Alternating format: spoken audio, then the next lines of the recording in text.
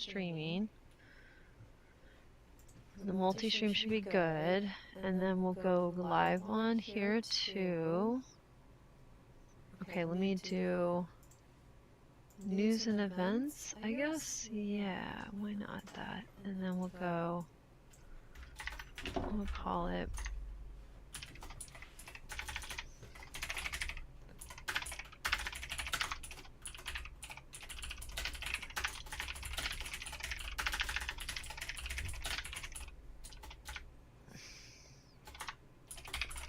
let's say global disability rights.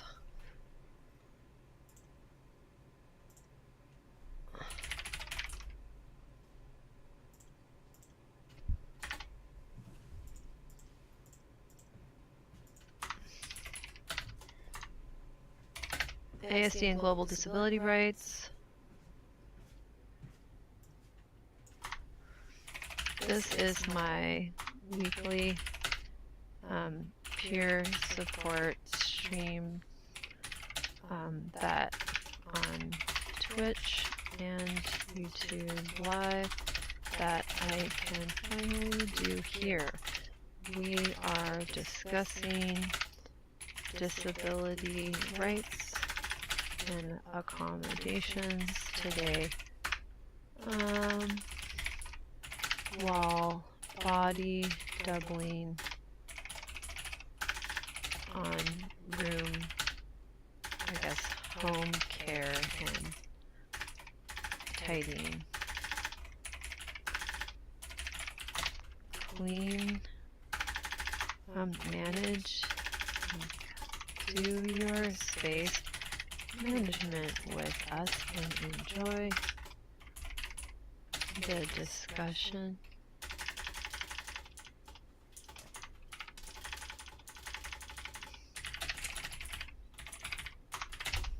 Okay.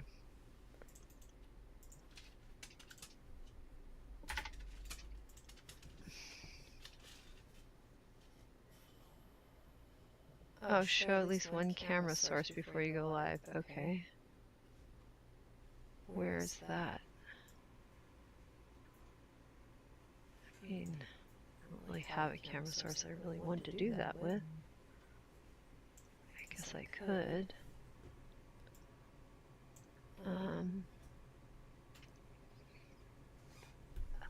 Oh, my voice is echoing? Uh-oh. Why? Why is it echoing? I don't know why it's doing that. What? Oh, wait, maybe I do know. No, I actually have no idea why it's echoing. What? Oh, I fixed it. Fixed it. My other mic was on, that's why. My bad. I apologize. Jane, hello, chat.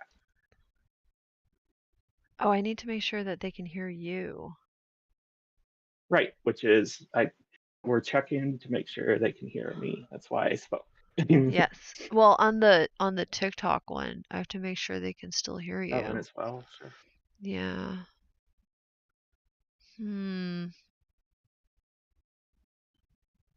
They might not be able to.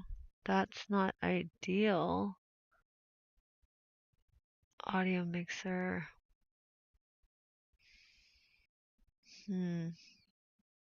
Oh, I know how to do it. Okay, man. Oh, awesome. Jane figured it out. Yep, I did it. Okay, so if I put this ad, if I put my audio. Okay, so this one's off, this one's on. And then I have to add my headset. Okay, so this should be fine. I think. I'm not even 100% sure, but I think so. Okay. All right, let's see here.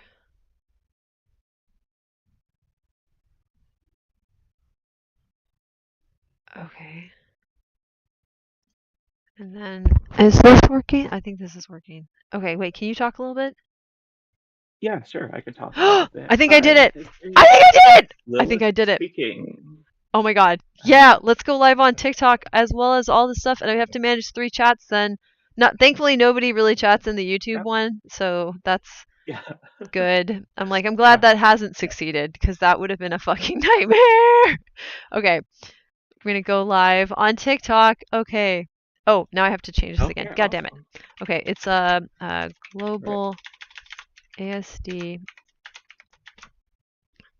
and disability rights globally. Okay, that works. I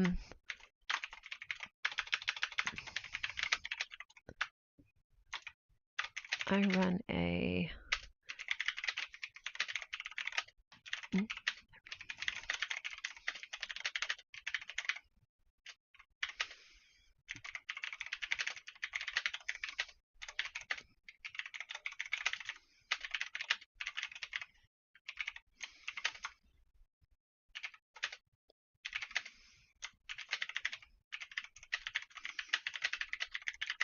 Oh wait, I could listen to the stream myself and see if I'm talking there.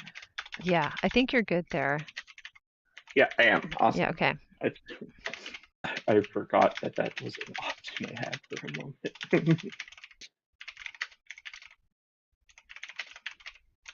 Okay.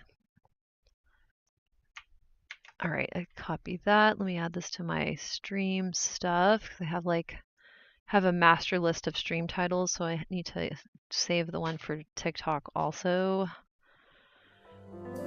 Yay! Oh my gosh! You've been here for so long. 28 months in a row, but 28 months total. That's awesome. Because I don't always remember that I have my free sub from having Amazon Prime. But when I do remember, I use it here.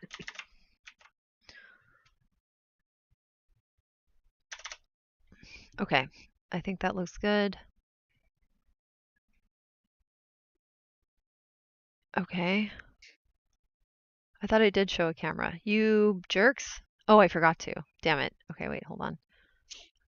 I'm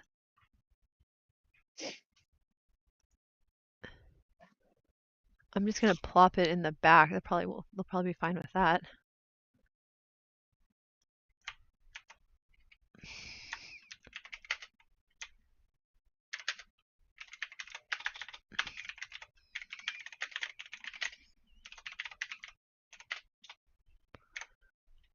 Globally is 2 L's, right? Yeah, it is. What am I talking about? I know that. Okay. Yay! Okay. Welcome, everyone! This is so neat. I'm excited about this. Okay. Very, very cool. Hopefully the chats won't be conflicting with each other. Maybe I'll move this around a little bit. But yeah, this is very exciting. So we'll see if people stop by. I mean, from the last time I did a TikTok live, it seems like people will like float through and then peace out. So it may be mostly just, looky-loos, but that's still a start.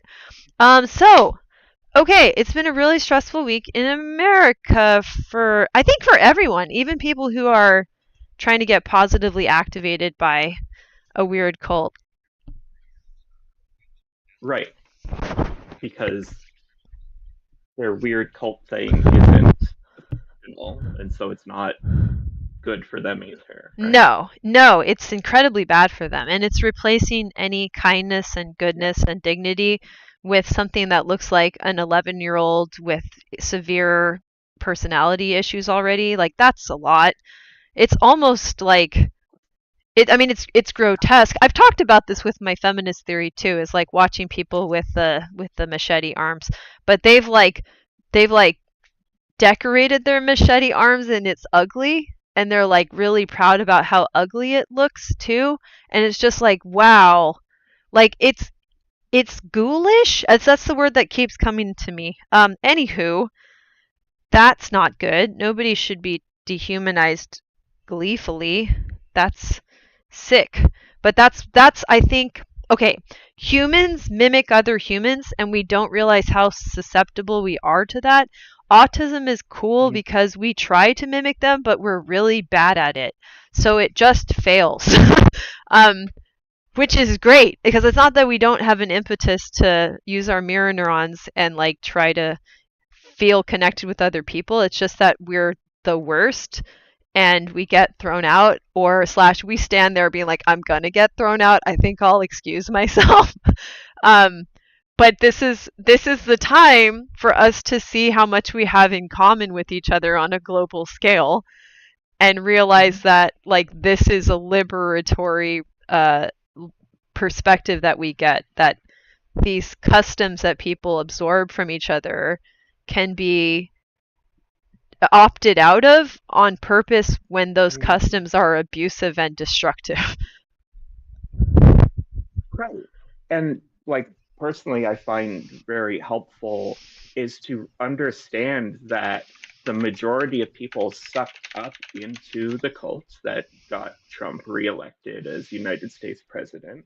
Mm-hmm. Um, the majority of them are not like intentionally, knowingly bigoted Mm-hmm. people, but rather people that just see what all of us see who aren't in the elite, rich, ruling class, right?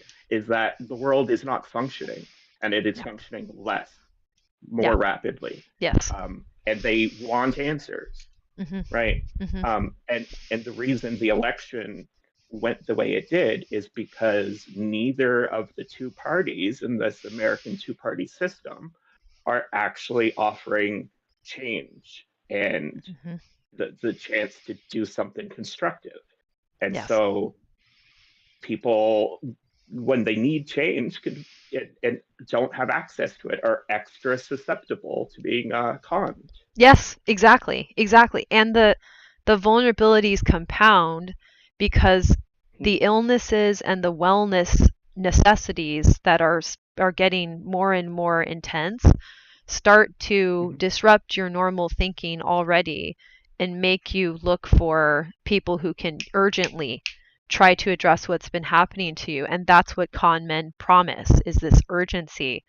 And that I think is so confusing too, because people say, well, people that can urgently fix things, aren't those geniuses? I'm like, no, absolutely not. Things that are successful require a lot of people. So even if you have the illusion of something moving quickly, it's because a lot of people have contributed to the organization of it being secure. Con men don't, that's one person making up a fantasy delusion that you're then buying into. It's the Wizard of Oz, it's a facade because you have seen how rapidly something can improve, but all of those rapid improvements come from a lot of people doing reality testing. This is our strength as a species. If we all do the reality testing, we can potentially have this thing circumnavigated and then do something sensible that will work in reality. That can look fast. So I think the con man tries to mystify what human progress actually is, progress, human development is, human skill is, which is a lot of people reality testing thoroughly together. Mm-hmm. Absolutely. And I also had this realization that like there's a phrase about like democracy requiring educated populace or whatever, but Hmm. a healthy democracy requires a healthy Yes, populace, yes, right? yes. And so the American system has been being stripped of its support measures and things Hmm. intentionally by a political organization created by and supported by various cults Yes. and intentionally to create a disaster so that they can then swoop in Hmm. and sell themselves as the savior from the disaster that Yep. they intentionally It's created. a recruitment Right, tactic that they've refined in their cults, which is why we have all these Christian right, cults involved with this. They've been doing this for decades. And they've even been codifying it into a strategy and packaging it to other cult leaders who I don't know we don't maybe understand fully like how this intersects with money and cults and stuff. Like I think being a billionaire is being a Mhm. cult leader too in some sense, but we need to draw these lines because right now we haven't been able to study the phenomenon. But I will say it's so antisocial that Sure. it's ghoulish. So cult leaders are I do not typically use the word good or evil for very specific reasons that have to do with like the general framing Sure. breaking apart, but I can understand why that word would be selected for if you had to describe how ghoulish it is. And that, Right. yeah, Right. or you could just say these Um, are sociopaths or psychopaths. right. And so, just to add a quick thing, is like the version of capitalism that the world is running under that we could call like mostly unfettered capitalism, Mm-hmm. just to have a word to use, right?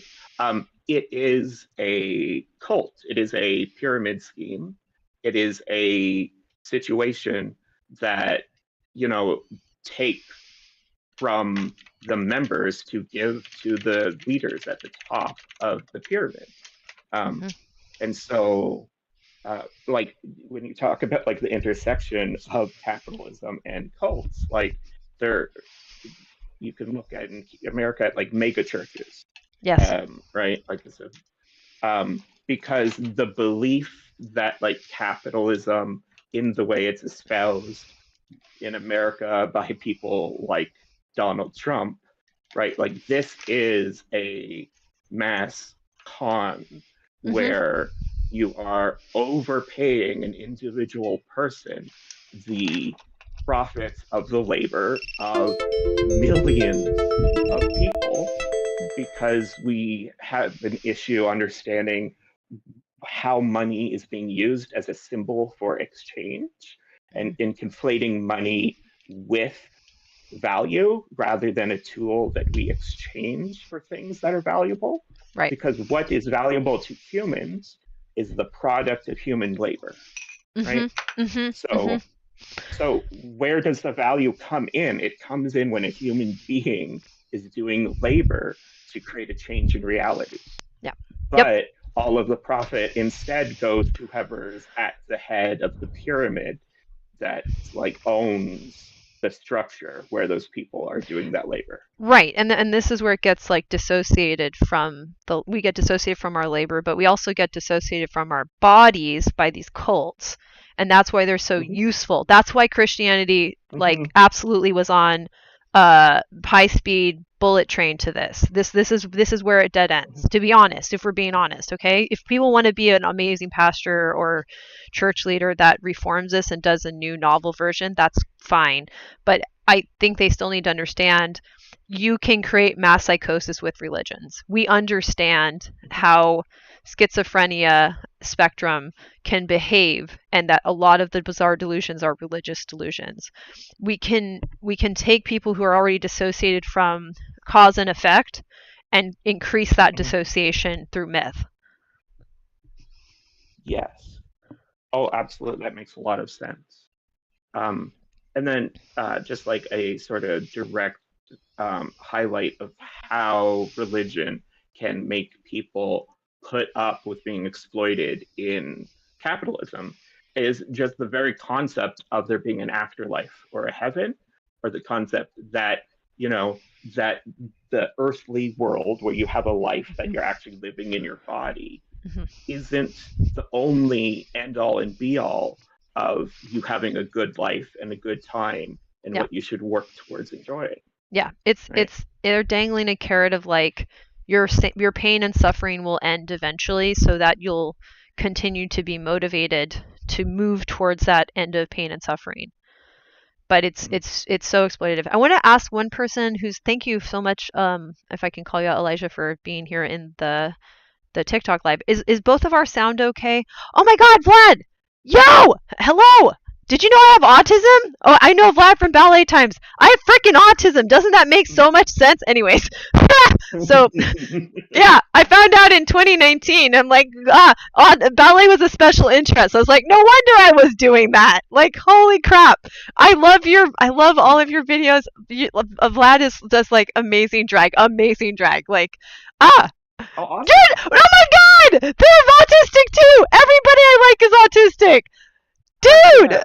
I Oh, knew yeah, it. It makes so much sense. amazing. It makes so much sense. Oh my gosh. Yeah, we're talking today. We're going over some of what's going on in life in America is crazy, and just like how we need to unite globally as people who are neurodivergent, but definitely autism, and start to like discuss what our accommodations should be because they would be good for everybody. Like we need to put all of our collective learning and wisdom into a consolidated like forum that we can help. Oh my gosh, she diagnosed at 12 with Asperger's and later got changed to autism. Yeah, I would have been Asperger's too. The person that had to assess me, dude. I'm convinced everybody I like is autistic now. Is that what it is? Oh my god, that's so exciting. I didn't even know. Oh my gosh, that's so cool. Okay, I'm just delighted. Okay, well, anyways, you're great.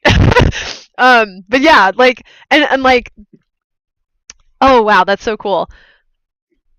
Uh, and Vlad, I know is like international too. I don't. Where are you? Are you in Canada still? But from Brazil originally, and we're everywhere, man. Like autism creates a bond that is really special and lets us point out what humans really need because we don't follow the social norms like at all, and we can question systems where someone says this is what you need. I'm like, well, then why am I not okay? Because I don't fit in well enough for that system to be like based on pretending it's okay. I can't do it. I can't pretend I'm fine. I'm just not. Okay, Vancouver Island. Yeah. Yeah, it is. Yes, exactly. Exactly. Oh my gosh, that's wonderful. Okay, well thank you for sharing. That just made my whole year. Um so what we do on Sundays. So right now I have it set 12 to 2. I'm trying to figure out what's the best time frame. We just do like space management together. I like to call it space management because some autistic people, myself included, and neurodivergent people have a hard time with like clutter or organizing. I think it's a flaw in like how our homes are designed where we don't have the right support in the environment. So I think of it as like space management because we say time management. And I think that's gentler too because some people could be somewhere in the hoarder spectrum. And I think that's a horrible word. So doing body doubling and space management, I've been doing it on Twitch since like the pandemic started. And it's changed my life. I got married because of it, basically. Like, I met really great friends. One of my friends is in the chat right now or in the Discord. So yeah, so this has been something I'm gonna keep doing, and this is my first time to get to do it on this platform because I started sharing about autism and the effects of the TikTok ban on autistic people, and like 900 comments on it, something like that. I think almost 1,000 of people just saying, yeah, this is a very important place.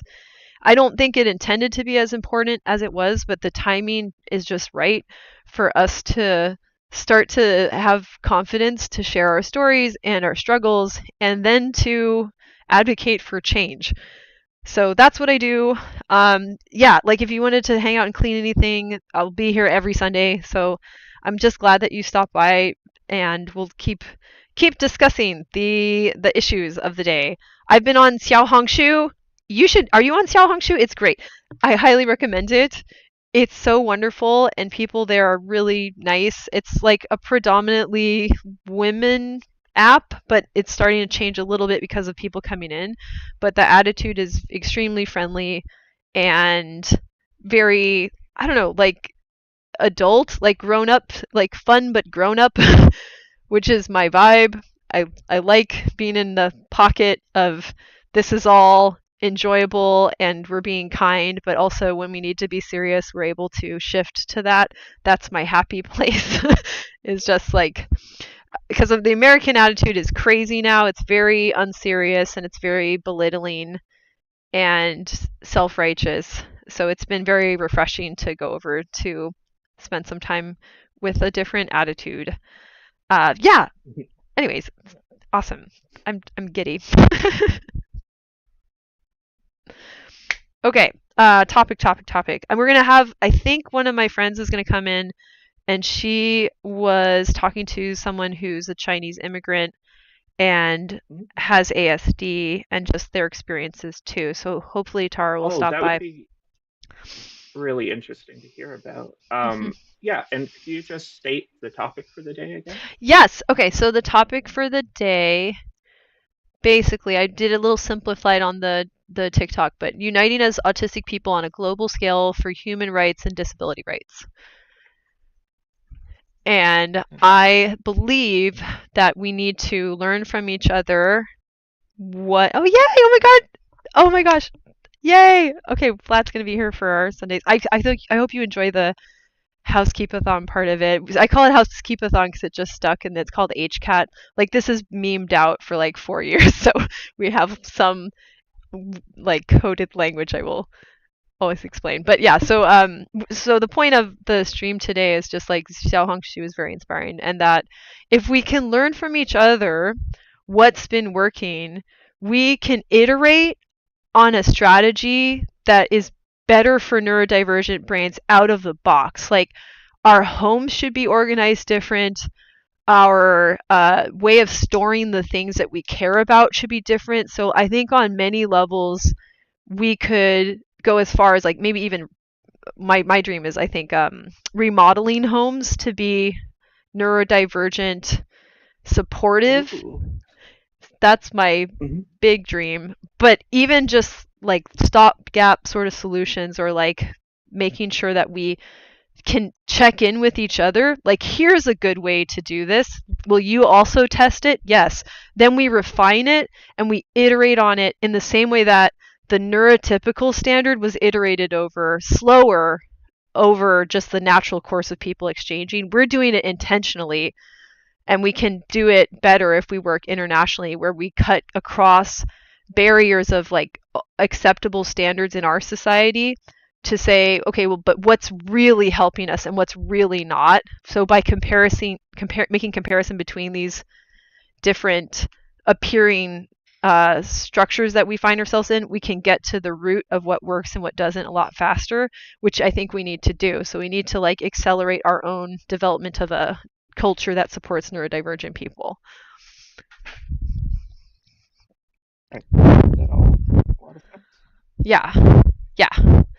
So I'm currently I am working on my space where I have a little ballet bar so I can do some more stretching and just light exercises. I try to keep up to that standard of making sure my body isn't turning into dust as I age. Mhm. Cubby holes. Yeah. Well, you know what I think we should have? I want in floor storage. That would be so neat. So you could have like a little area that is your workspace, Yeah. and then some of the storage stuff is like all in that same cube. So you have this little cube section of your house, and it can feel more divided. You can even have room dividers to help to feel like this is the workspace, and it becomes a special interest den. And all of the special interest stuff doesn't live far away from it. It lives right in that spot. I think that would be sick. And then make sure that Right. it's like James said waterproof and like a sealed, trap door. like a And trap I'm like, door. right. That's amazing. Like the idea that all of the open floor plan space of your living space actually has fairly deep storage containers for things that you want to keep but don't need to access often. Because we as autistics are so much more object oriented than allistic people seem to be. And we seem to just all of us seem to accrue so many just physical objects that are deeply important to us and we don't want to get rid of. Exactly. And the thing about autism now, oh, there's so many things that piss me off about how we're currently being viewed under this system that isn't allowing us to come up with solutions because we're losing financial stability rapidly. Mhm. Okay, we need to have construction sites where we work on stuff. Right now, people say that we're collectors. I'm like, no, we're gathering our tools and materials, but we can't build anything when we don't have resources.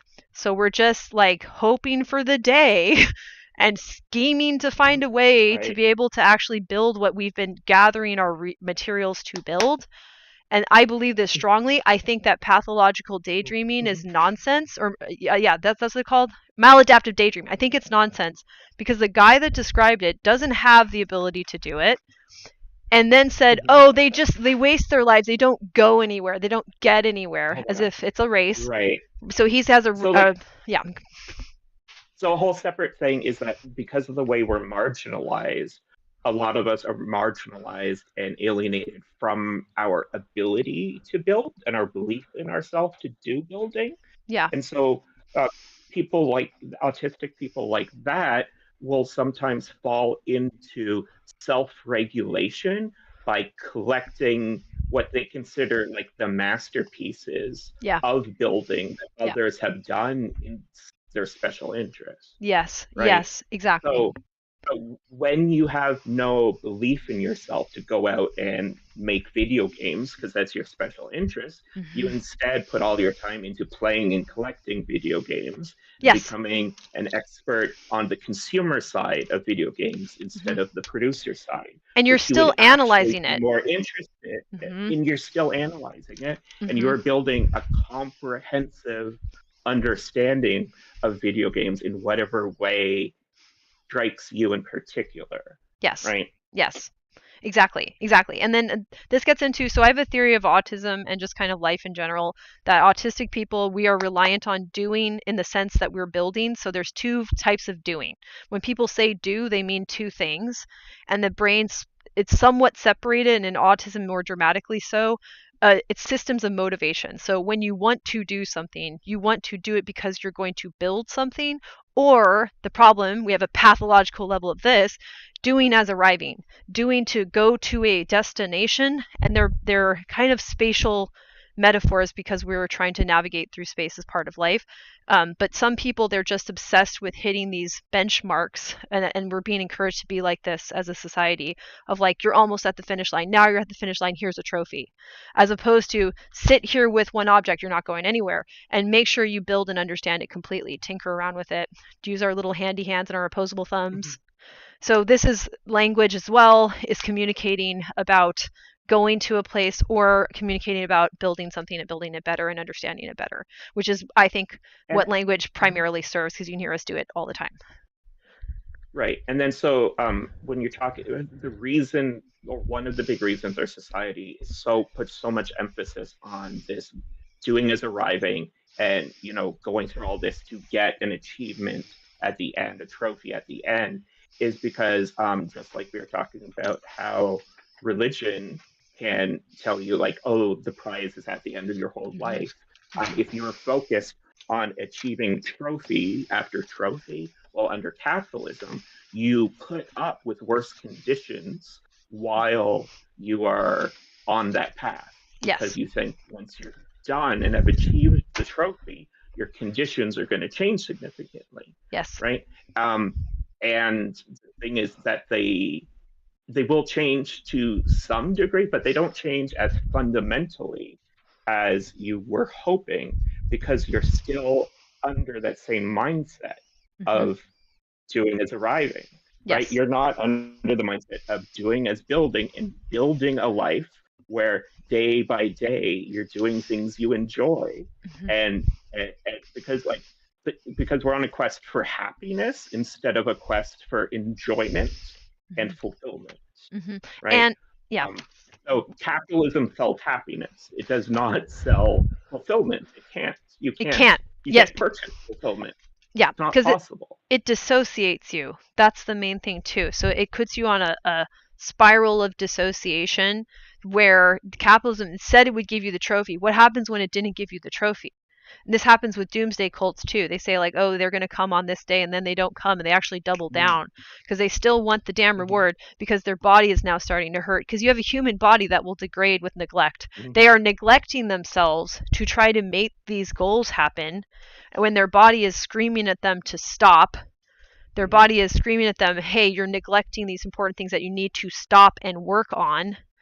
And they are trying to get the resources, and if they don't get the resources, then they can have to disassociate harder to continue while their brain is having more decline. So and their brain, their body, everything is having a decline.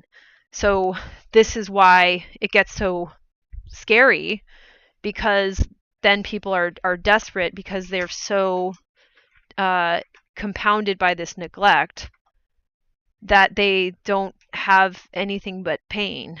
And so I do have some empathy for people who lash out, in that I think they're under tremendous pain. I don't have much regard for the people who did it to them, and I don't know how to establish that regard until we understand it neurologically. For now, it's wasted. It's wasted because they'll exploit that too. And you just have to know that, Right. like, yeah, we need to get people in their bodies. And also, that's Yeah. important as disabled people to say, because it can be difficult to be in a disabled body, but it doesn't mean that your disabled body is a problem that needs to be fixed by going to this weird destination that's arbitrarily defined. Like, you are allowed to experience care, and notice that the care is successful no matter what your differences in ability or disability are. You should know that I have been cared for, and not be gaslit about it Mhm. if you haven't, and not be gaslit about what helps you. Like, that's happened with autistic people too. The things that help Mhm. us are treated as insignificant, when I'm like, no, this is our source of motivation, and you're torturing us when you don't support that. Mhm. We don't have the doing as arriving mode functional, and we never will. We were born without that. That's a foregone conclusion, in my opinion, and it's so destructive to people. I don't know why you'd even want Mhm. to recreate that at this point. Mhm. And actually something we've talked about before is how it can be really healing for us to look back on like really traumatic experiences that were unintentional things being done by people who didn't understand autism Mm-hmm. and didn't understand how to help a situation they were confused in. And so they acted in a way that they did that hurt us. But so many of these specific instances, those people's goal wasn't to hurt us, but Mm-hmm. to either try to help us the only way they knew how, or try to help themselves in the only way they knew how, Yeah. right? Yeah. Um, so, and because that can help you reset the way you view the universe that you're in as one of people without resources, or like a universe of abundance or one of scarcity, of there being no one that wants to help you, there being no good Mm-hmm. people, and Mm-hmm. so on, Mm-hmm. to a mindset of like, no, actually, people do care about others, and Yes. that properly educated, they care about autistic people, but Mm-hmm. they have been separated from their ability to understand us and act to help us. Yes, exactly. And that can Exactly. change, Yes, and right? because we don't do as arrive properly, we're not moving to the goal. It can really freak out neurotypical people who are like, "No, you have to Mm-hmm. move to the goal. Bad things will happen. You'll get attacked by people," because they're used to people running over you. Right. And I'm like, "Actually, that doesn't even usually happen to autistics. It can, but we usually stay away from that anyway. Our special interests tend to be off the beaten path, and bad things happen to me less because I had some support to go off and do special interests. Where I honestly, I think people are like, "What are you doing here?" Fair question, but nobody was like Right. competitive with me because I was so fucking off to the side that it doesn't even. But I think it panics non-autistic people because they're like, "Well, you have to get in the rat race, don't you know? You're going to be left behind." I'm like, dude, you guys are looking very Right. insane right now. Because their understanding of the world and looking at us and how they extrapolate what our lives are going to be like, they are scared for They us are. that Yes. you'll never be able to function in the Yes. way that they have to function Yes. to stay alive. Yes. And And we so, literally can't, right, so and it's that's okay. why, right, and that's why we run into things like all these parents groups that use language like, curing autism or eradicating autism, Hmm. because they are just really, really scared, Hmm. because they understand autism to be this thing where that human is never going to have an enjoyable life under any circumstance, Right. and so they don't want that to happen, Right. right? So that is a position that they have that can, relatively easily be realigned Hmm. to actually helping us. Yes, exactly. Instead, if we can, educate them, Yeah. Yeah. right? Yeah. No, 100%. Um, and I think it's really important if you want to have a chance to change someone's behaviors, to see them as a fellow human being that is similar to you and wants similar things, Right. right? Um, and to in fact develop the tool to distinguish from someone who has good intentions but is misguided Yeah. from somebody who actually has bad intentions, right? Well, and this is, Because yeah. there Go ahead. well, no, because there are people that are, behind the cult of Trump and whose jobs and livelihoods are in spreading that. And there are many of them who are actively, intentionally bigoted because they believe in the supremacy of white people. Mm-hmm. And there are many of them who are intentionally defrauding and thieving and engaging in treason with the American government system Yes. simply to fill their own pockets. Yep. And so Yep. these are intentional bad actors that we need to be able to separate from people that we have disagreements with Mm-hmm. or who have been tricked or convinced to follow behind these bad actors. Right, right. Yes, and this is why I gotta keep studying Stephen Hassan because that's his work is to Mm-hmm, get people out of, and it is like a mass psychosis. So they have this cult mm-hmm, personality that they've absorbed, and that's overtaken any original personality. But that's the thing is it's actually imposed because of our social coherency, like we cohere to each other's norms. It's imposed by the mm-hmm, abuser who's putting on a false face anyway. The abuser won't say what he mm, actually is doing. He doesn't really believe any of it. You right, can tell that from Trump. He doesn't believe anything. But that's why he's able to right, exploit and absolutely. manipulate. He says he believes whatever people need for the moment that he needs them to be manipulated. That's all Well, he does. right. Just because I like to be very not pedantic but specific, right? Like you can, if you spend more time than is healthy, watching Trump, seeing how he talks and stuff, he does actually have real beliefs that are his when he's not up in front of a camera, but Mm, still being recorded, right? Like interesting. Yeah. he definitely he definitely thinks Mexicans and Black people are less intelligent and Right. worthy Right. than white people. That's He true. he Hmm. very clearly believes that disabled people shouldn't be alive, Yes, right? that's He, true. he he Yes, it's says better that we die. to his own nephew that his nephew's son, who's disabled, should be put to death, right? Hmm. He just said like super casually, like your kid, you should just kill him. Everyone would be better off, right? Hmm. Hmm.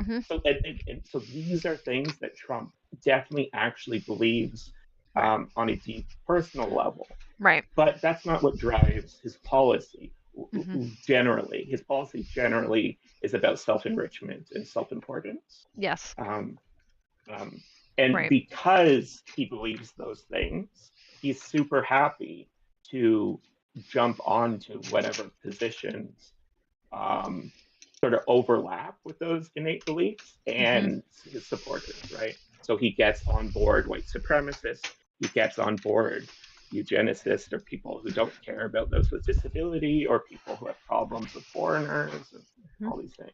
Yep. Yep.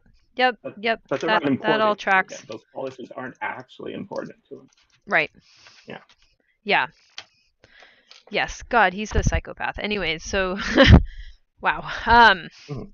That's what Bandy Lee says. Bandy Lee has had the other displeasure that you've had to uh, observe him. Um, oh, I had a disconnect on the live. That's okay. So she says he's on the level of Jim Jones, of Charles Manson, and that's how off the charts he is. So okay, but so what I think is very interesting about Trump is that I don't think there is any good reason to suspect that he was born or had any special genetic predisposition to his level of like psychopathy or antisocial behavior to Hmm. any large degree, but rather that he was simply born into a position and circumstance and his father was the kind of person he was, and well, sure, he was maybe compared to his siblings more predisposed into becoming the kind of person he is. Yep. But it is much more simply the effect that this global cult of hierarchy, right? Capitalism plus patriarchy plus white supremacy Mhm. becomes hierarchy. Um, and that cult promotes narcissist behavior, and it promotes males turning into sociopaths and Yes. narcissists, right? Like Yes. this is how feminism works, right? Yep. Also, I mean, Or how feminism understands that misogyny works. he's an Right? extreme version of it, and I think that's good to point out. I mean, his father did it, but now his Yeah. son, apparently a classmate, or was it a teacher? I don't remember. Mm-hmm. His son kills animals. Oh wow. Yep, Okay. Yeah. amongst other So disturbing that's things. yeah, But we're just gonna go with the kills animals and thing because that one's, oh my and god, that's the kind of thing which should not be surprising to it's us. not. It's not. You know, you So know, yeah. having yeah, exactly. So I don't really want to deal with Baron Trump going forward either Yeah, because he should be yeah, institutionalized very clearly because he yeah, kills animals. I mean, I don't know what to say. Like that's a warning sign of extreme psychopathy. Um, the end. right. Like, Right. yeah, I guess the point I was trying to make is that there's not necessarily any reason that if we had separated Trump from his right. family as a child and put him into a loving home, that Yes. he would have been anything but a completely normal, happy, healthy, Right. productive Yep. human, Yep. right? Yep. Yep. Yep. Um, We can, and we. I think that's and which important which to I say guess is because kind of we're. one Yeah. one of the really big important things that Jewish people try to make stand out in the aftermath of World War II and the Holocaust Mm, was that like it's not Hitler wasn't a monster and the Nazis especially were not monsters. They were people. They were hmm. just people just doing the kind of things any person can do if these kinds of ideologies get a hold of them, Right. right? Right. Well, and that I do think what's interesting is there's a point of no return developmentally, I think, which is really Oh, alarm. sure, of Yeah, course. yeah, Right. and so Like Trump these now cults are, we can't yeah, like no, yeah, he has to go into like a mental health that's that's why the religious state if cults we could. Yeah. are anti-abortion. The only reason they're anti-abortion is they're trying to make sure they can have some children to corrupt. That's really it. Like they're putting people into worse conditions on purpose, in my opinion, because they're psychopaths, to then Well, try so to destroy these children because they have a drive to destroy all things well, that so are to good. clarify, right? Like American religions were moved to the position of being anti-abortion, specifically to unite for political clout, to Yes. have a political party that could be the right size to like be one Well, of the two political parties controlling I things, think it's gone beyond that right? because Because it's a cult to this sure, it's degree now now too. gone Yeah. beyond that Yeah. because it's Yeah. a cult. Exactly. I just Yeah. meant to clarify that because we Yes. do know the inciting incident because it was open. Like that's just a historical fact, Yes. Yes. Yes. right? Absolutely. That Absolutely. that these religions before they decided to do that were not pro or anti or pro abortion either way to any Hmm. significant degree Yeah. compared to any other person. Yeah. Right? Abortion before a certain period in America was just like a non-issue politically that Yep. came down to personal beliefs, and no one had strong thoughts on it. Hmm. Right? Hmm. Hmm. Um, and just like there is specifically like a procedure for inciting an abortion in your unfaithful wife Hmm. in the Bible Yeah. that says like God will choose whether your wife or whether or not this baby dies for you based Hmm. on whether it's yours or if it's from another man. Right. Um, so it's not like the religion's apparently anti-abortion. Yeah, No, it's not. It's a boogie monster. So it's all, right. yeah, it's all But since they manufactured. decided to get in on that position, they have Hmm. used it for lots of reasons, like the Yes. ones you were saying, and of Yes. course, simply control of women in Yes. general. Yeah, because Right? they're sociopaths that are patriarchal sociopaths. They're a specific kind of Mhm. sociopath or psychopath, whatever you want to say. I mean, I would say, And an actually, antisociality control of generally. men as well. Actually, right? Yes. Control of women's bodies, but actually, it has been used to control men to put them into what the society sees as stable financial units, aka marriages, Yeah, right? to Right? produce. Like when men's right activists talk about how they can be trapped into marriages because of women using pregnancies or whatever, the reason that's even a thing is because like this cult society has set that up because it wants men and women in these marriage units. Yeah, exactly. Because primarily because you can make workers and soldiers. So it's reproductive labor that Yeah. they really want to exploit, and then they will, and so basically you will make another reproductive labor unit, female, Mm-hmm. or a soldier or a worker, and that's all they want. And you can have some Right. reproductive labor units do some labor and such and so forth, but make sure that mostly you seduce the males into thinking they're in a more powerful position, as if they're going to rise up the hierarchy ladder and to become. Mm-hmm. That's why they have the military has generals and stuff, so you can get promoted. They think they'll get promoted, and no, they won't. No, they won't get anything. And then you dangle them the heaven promotion, and they're just corporate heaven. That's it. Their heaven is a Right. corporate promotion. That's all it is for them. And I will say Right. that Right. without much disdain, because And that's what it is. yeah. And those promotions are actually less likely than winning the lottery, because like winning the lottery exists as a like non-religious version Yeah, of heaven for workers to sort of placebo themselves with so that they don't hate their job and lives as much. yeah. But at least winning the lottery is actually random.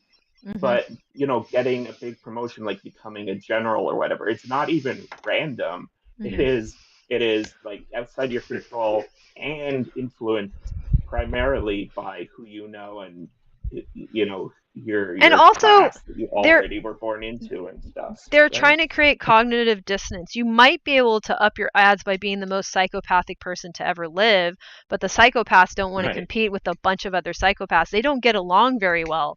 Like Elon Mm-hmm. Musk and Trump are not going to be buddies for very long. They don't get along. Mm-hmm. So they want people that are Yeah. attempting to do pro-social things while absorbing mostly antisocial tendencies. They don't want the person that's off the walls antisocial, because that's a threat to them as well.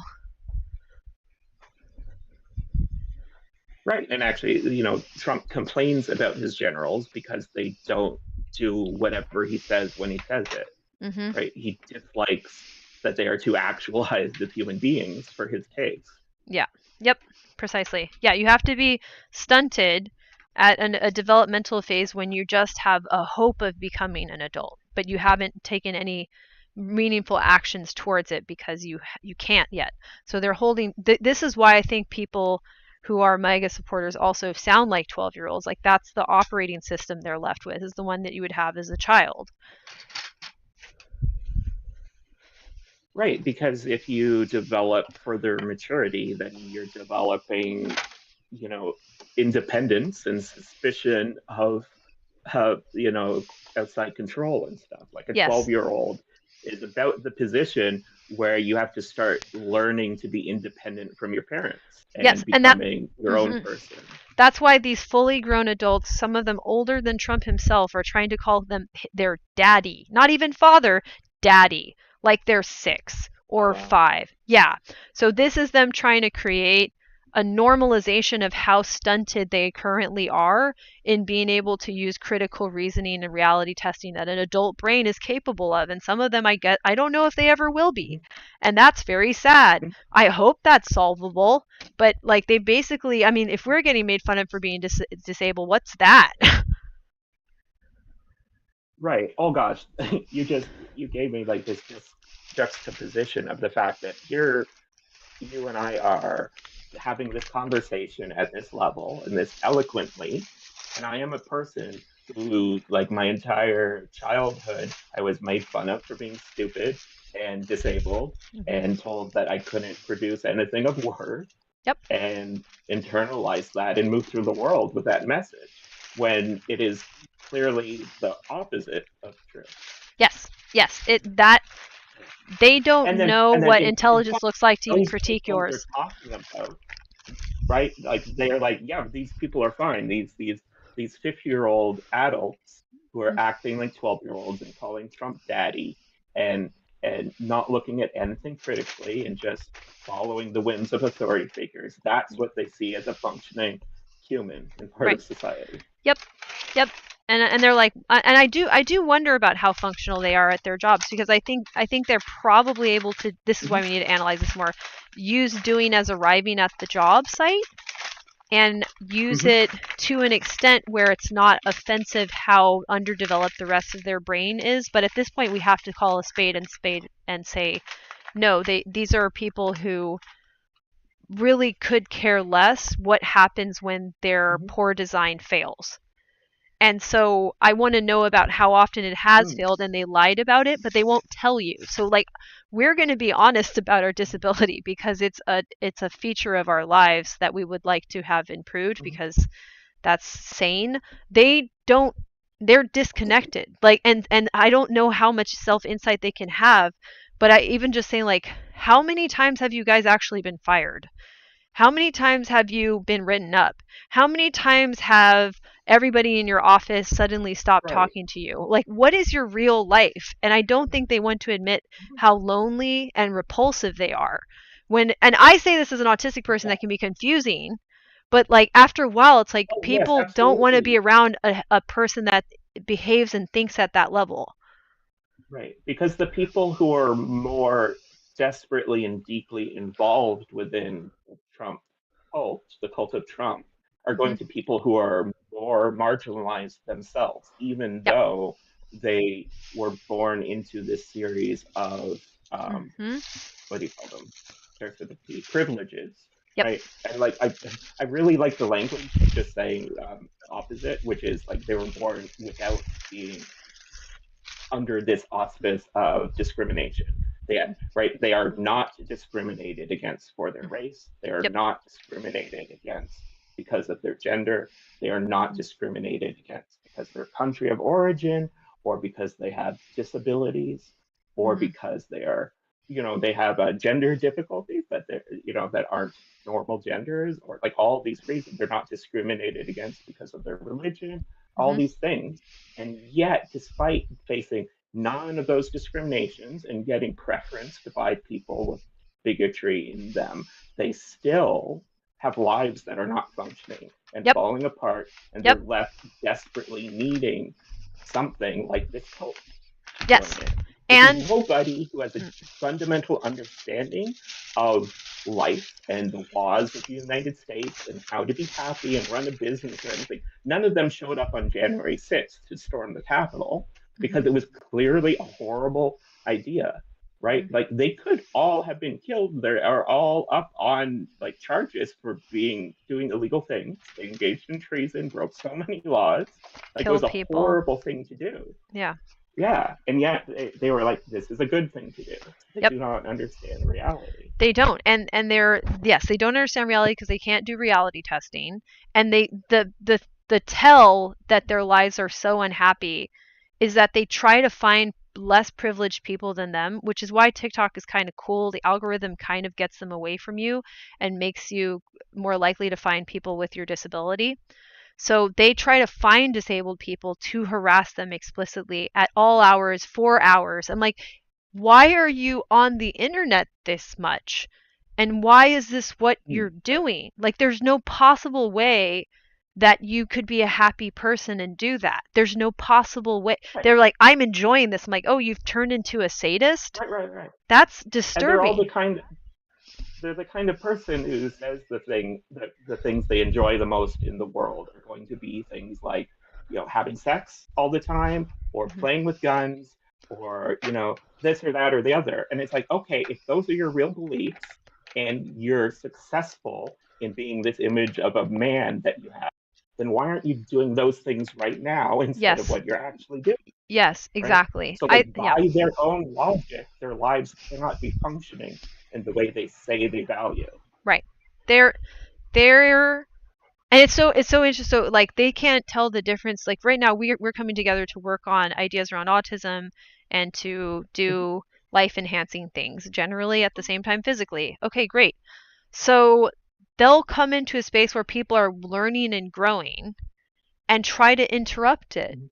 Why would you do that Hmm. unless if you had no outlets for learning and growing yourself? You would be too busy learning and growing to ever Right. first of all do that, and second Right. of all you would know the good feeling of learning and growing. So why on earth would you doubt it for other people as a positive thing? Like that's they genuinely, I think, are so Mhm. unable to see that the wounds that they've inflicted on themselves other people do not Yes. inflict on themselves. They Yes. think we all inflict the same Yes. wounds, and But it's like, the no, you language he just, used yeah, go made ahead. me the language he used made me realize I could like completely rephrase the point I was making Mm, and say like their claim is that they are already fully grown, complete individuals. yeah. And the fact that they are doing what they're doing proves they can't be that, Yep. or else they would be off being a complete individual with a Yes. complete life. And Yes. so, and then your points come in and say, like, okay, and they also don't know how to grow and become Nope. more than they are in this moment, Nope. They, yeah, right? So they are yeah. lost, like they are lost Hmm. within their experience of humanity. Hmm. And again, like this is why I can quite easily be like, this person is in pain, and if there weren't other people being put into pain by these people abusing them, then I would focus on these people and helping them.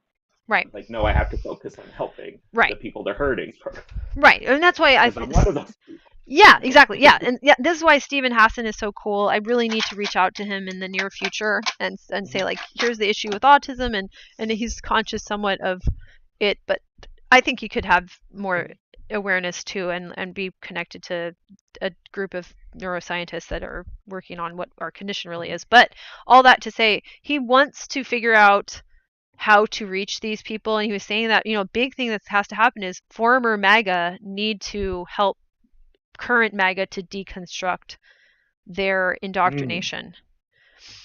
Mm-hmm. And I've never been in such a dark place. I never said no to Mm-hmm. myself the way they have said no to themselves. And I don't say that to be uppity, because not been um it's not been a choice. It just was like a way for me to survive as a person, and I didn't have anyone abusing me out of it totally or something. It just was Right. it Right. was and I but I don't know what it's like to come from what they've done to themselves, and to everyone they Right. care about. Like, I don't, and I've thought about that with the feminist perspective on this too. Like, I don't know what that level of existential despair would feel like, but they have to Mm-hmm. feel it. They have to feel it, and then they have to tell other people that it didn't kill them to feel it, and to cope with it, and to move forward. And yeah, okay, things will never be as neat and tidy as in your worldview. You're going to have to deal with things that are, maybe people are making something that is a mistake. Okay, great, but they're not going to hell for it. And even in the, so far as something is an error, isn't the right way to go, there's always people who can help someone to learn from a mistake. So they're Mm-hmm. terrified that they can never learn from their mistakes. So I think maybe they need to hear from MAGA Mm-hmm. that have, or ex MAGA that have. Yeah, that makes sense. Um, but there's also like I'm like, oh gosh, helping people in that position because I'm someone who's trying to like make sure I get all the patriarchy as Yeah. much as I can out of myself Yep. and all like because I'm on such a high advanced level of getting out of these cults. I'm like, I personally can't imagine how to help those people Yeah. I because kind of can't either. they are in so many more layers of it all Yeah. to try to get out of, Yeah. Yeah. right? No. Because like Yep. getting them out of mega just gets them out of mega and then puts them into the still not good position of normal American society cult systems, Mhm. Mhm. right? Exactly. Yeah. They need to well, yeah. I mean, that's the positive is, I think there's a lot of good advocacy going on around that, so we Mm-hmm. don't have to worry about it too much. And Right.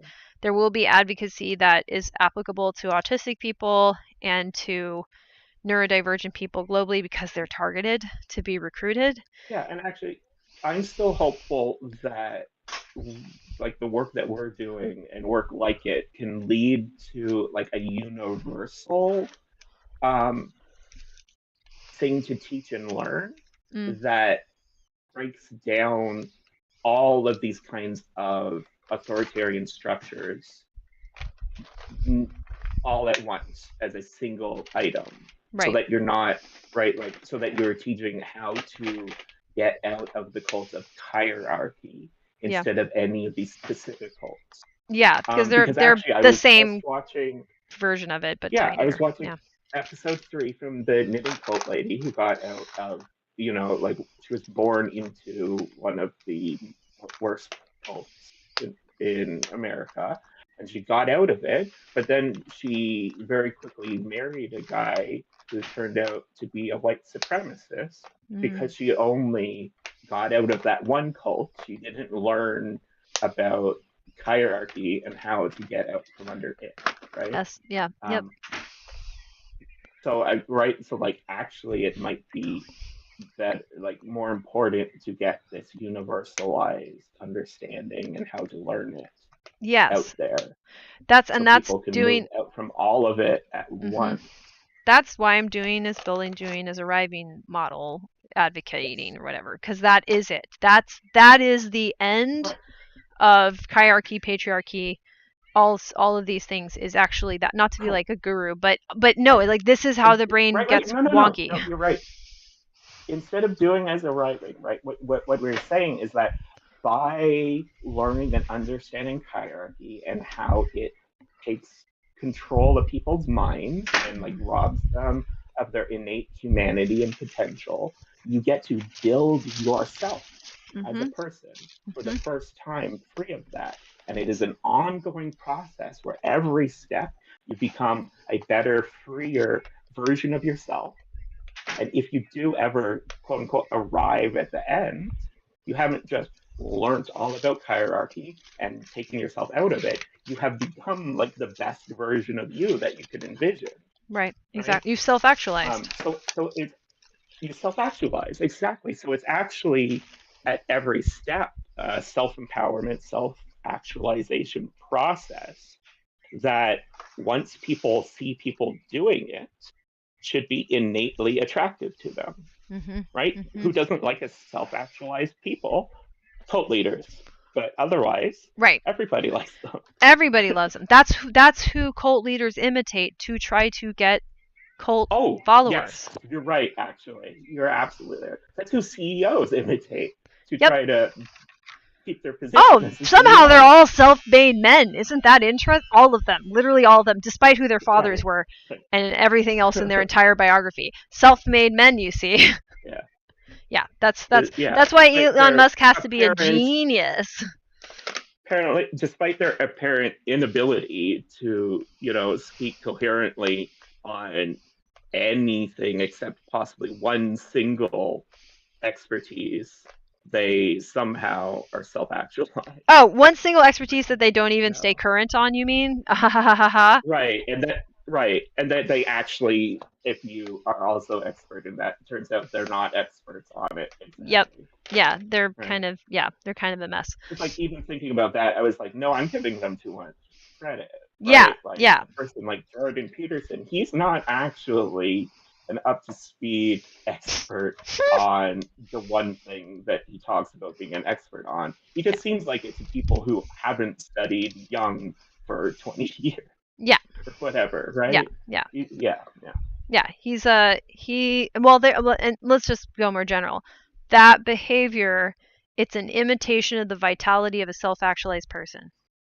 And that's why they look Mm. manically like frenetic. Like they look like, and they get aggressive really quick because they're just trying to imitate the Mm-hmm. vitality that comes from being excited about doing his building, but they're trying to imitate it with doing his arriving, and it's not going very well.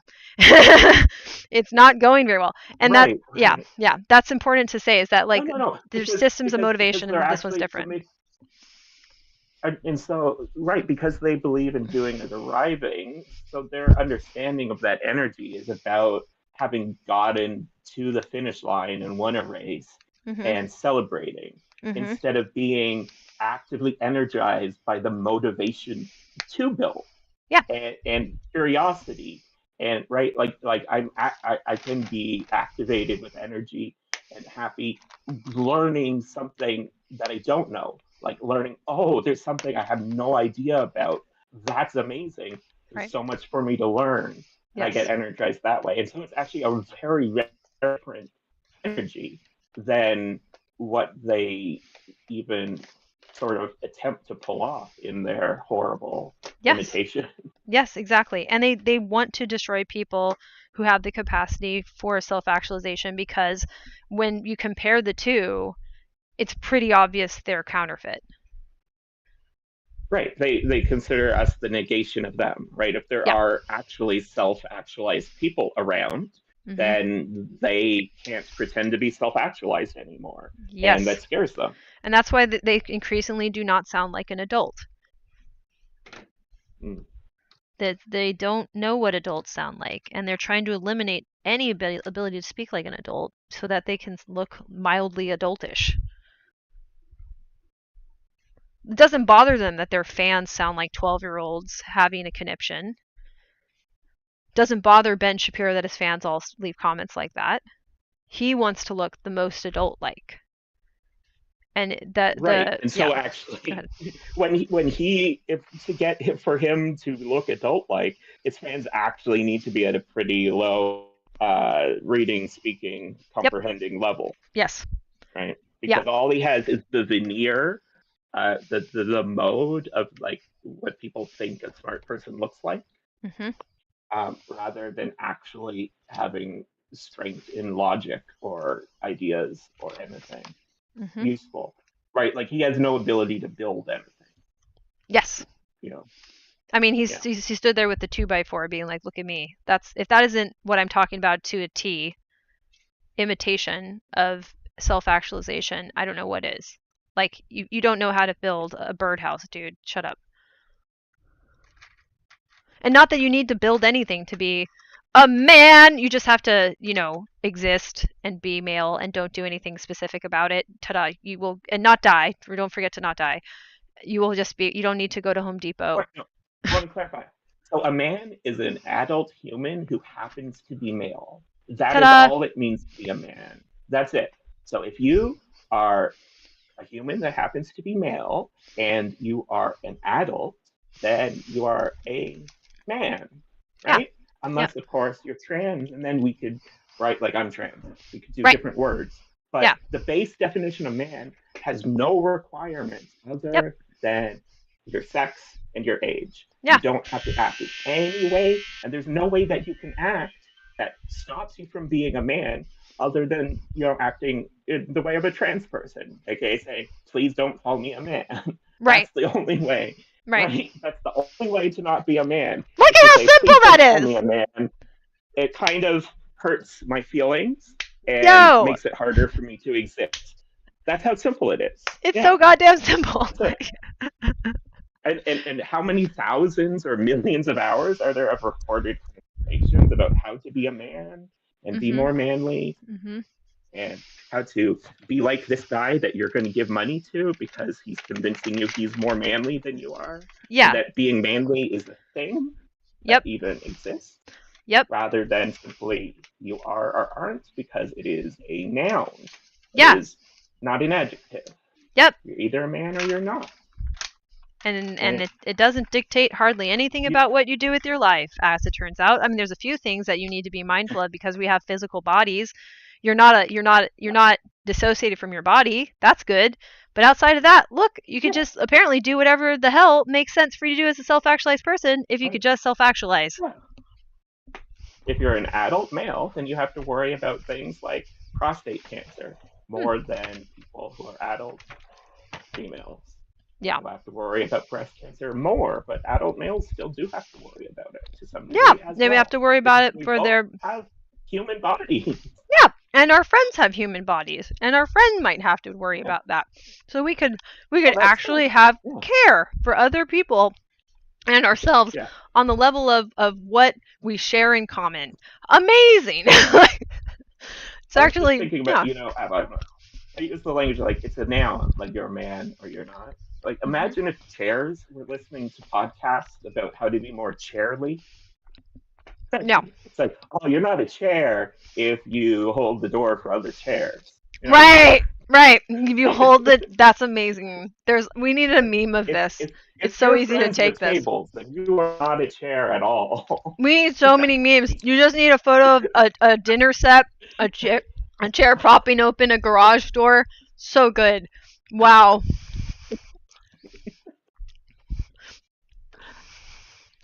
Right, because I've seen comedians You're do not it a real. on other I want. animals, sort of spoofing it, but Yeah, animals are still male or female. But yeah. like No, furniture is the not. chair's great. So You that should. really You're not a since real that's chair. right that you really need. You're not a real chair if you don't go out in the woods and it's just like a chair in the middle of a redwood forest just for no reason. No, that's perfect.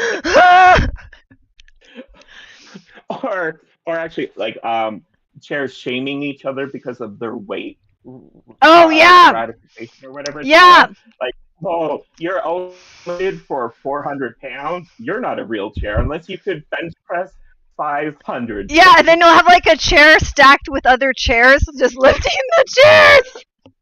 Ah! Oh no, this is such a good meme.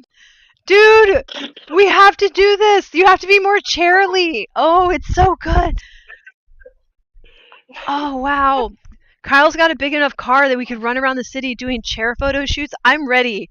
I've lost the Oh my hinges. gosh, Let's yes. go. Wait, wait, no, Jane. So you should go full out with this Yeah. and um, make a song and do a music video. Yes. Okay, Yes. Okay. because this is an amazing idea. This is the kind of thing that could potentially go viral on TikTok or YouTube or wherever. I think we'll Um, cheer people and up. this is your skills. Yeah, at the yeah, bare minimum, it will be great and people Cuz will like then it. people have don't they do this argument about like what if it a chair or not? The song is gonna be called "Be a Real Chair," and it's gonna be The real. about yeah Oh, I being more love it. chairly. Just Yeah. because of, I just like the rhyme with wheelchair. Be a real Yeah, chair. yeah, yeah, yeah, yeah, yeah. Oh, it's so good. Oh, because we can even Yeah, put that in there. The wheelchair is their yeah, attitude towards disabled people. It writes itself. It writes itself. yeah. Oh, wow. Right, and and then if you have a great time and you make it quickly and stuff, because I want to give you the suggestion as somebody who's trying to become a what's the frickin' words that I put on this little card here? An adult autistic life skills coach. I want to suggest to you to focus on turnaround time with this Turnaround time. idea, Okay. All right? right. So because a lot of the time you focus on perfectionism and trying to like make Mm, the best possible version, I'd okay. say like try to just get it complete within a few days or a week or something, Okay. whatever. I don't Let's know say, what let's timeline do 1 week. reasonable. Maybe I can do a song Sure, in a week. whatever's That's not that hard. okay. Whatever's reasonable on the short end.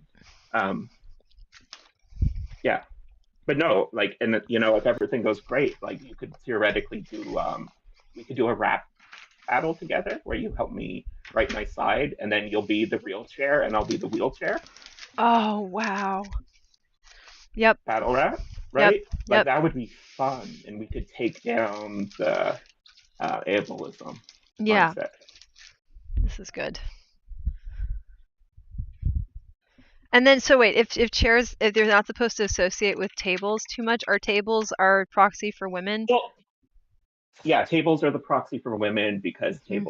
chairs are like, oh, I pull into so many tables Yeah, yeah, yeah, and yeah. stuff And like and that. and and they're responsible for like feeding the chair. This is perfect. Okay.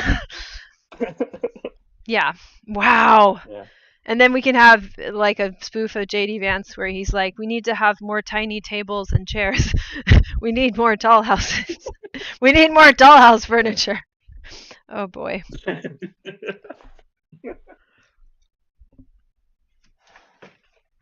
Oh my gosh, you could have one that's like, I don't let my chair son play with um toy table sets, Yes. toy cutlery, Yeah. Yeah. toy dishes and stuff. Yep. Right? That's table. That's Oh, tably. we Like could I don't put want we to. I could don't put want a to raise we a could put tably chair. a tea set on the table and then someone going like, "See, tea sets don't belong on chairs." Right? Exactly. Exactly. Yeah. Oh my goodness. Yeah. This Yeah. is this is great. I'm sure TikTok is like It is. semi-confused what this stream is It's about, but that's seriously perfect. great. Yeah, it's really good. Sure. Right, TikTok and cuts out a little like you bit do too. TikTok stuff, so like so these like smaller ideas and specific ideas, you could do like quick little TikTok videos, right? Oh yeah. As as you're building the process to make like more of a YouTube video around a I, song. I think this is probably I won't try to perfect it, but it's a clean enough metaphor that I think people can use this pretty much forever with anything a right Mhm. wing or fascist person says. Like I don't see how this could ever break. Yeah, This is perfect. This is literally their thinking yeah, process. yeah. Wow, that's So like bad. you're aiming for the 1 week, like but like part of being autistic is that you don't always meet what you're aiming for, Mhm. but you want to aim for more manageable and finishable things so you get projects finished and off of your project board. Yes. Because that's when your house and life becomes chaos, is when you have too many unfinished projects.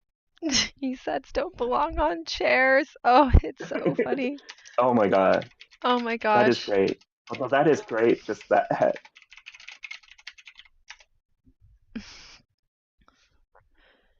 I would disown my chair if I saw it with a tea set.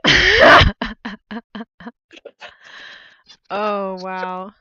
And oh man, what if we had like a really well upholstered chair that's like pink and like rococo and just, oh man, if I could just get my hands on one of those. I gotta go to an antique stop or something and just be like, that chair is too frilly.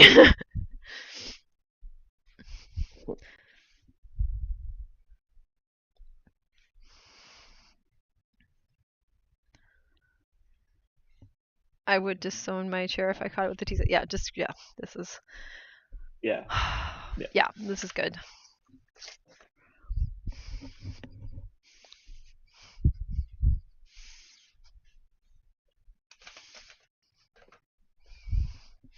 yeah. And again, like I think just for your own mental health, getting like making and completing and putting out fun songs quickly could Mhm. be really good for you, Yeah, I think so too. I think that will right? be Like if you great. could, I think it would be really healthy for you to reorient your relationship to music and hip hop and everything to self-actualization instead of Ah, the idea of making it, yes. Okay, right? I'm Because going to making it write is that doing is down. arriving, Yes. right?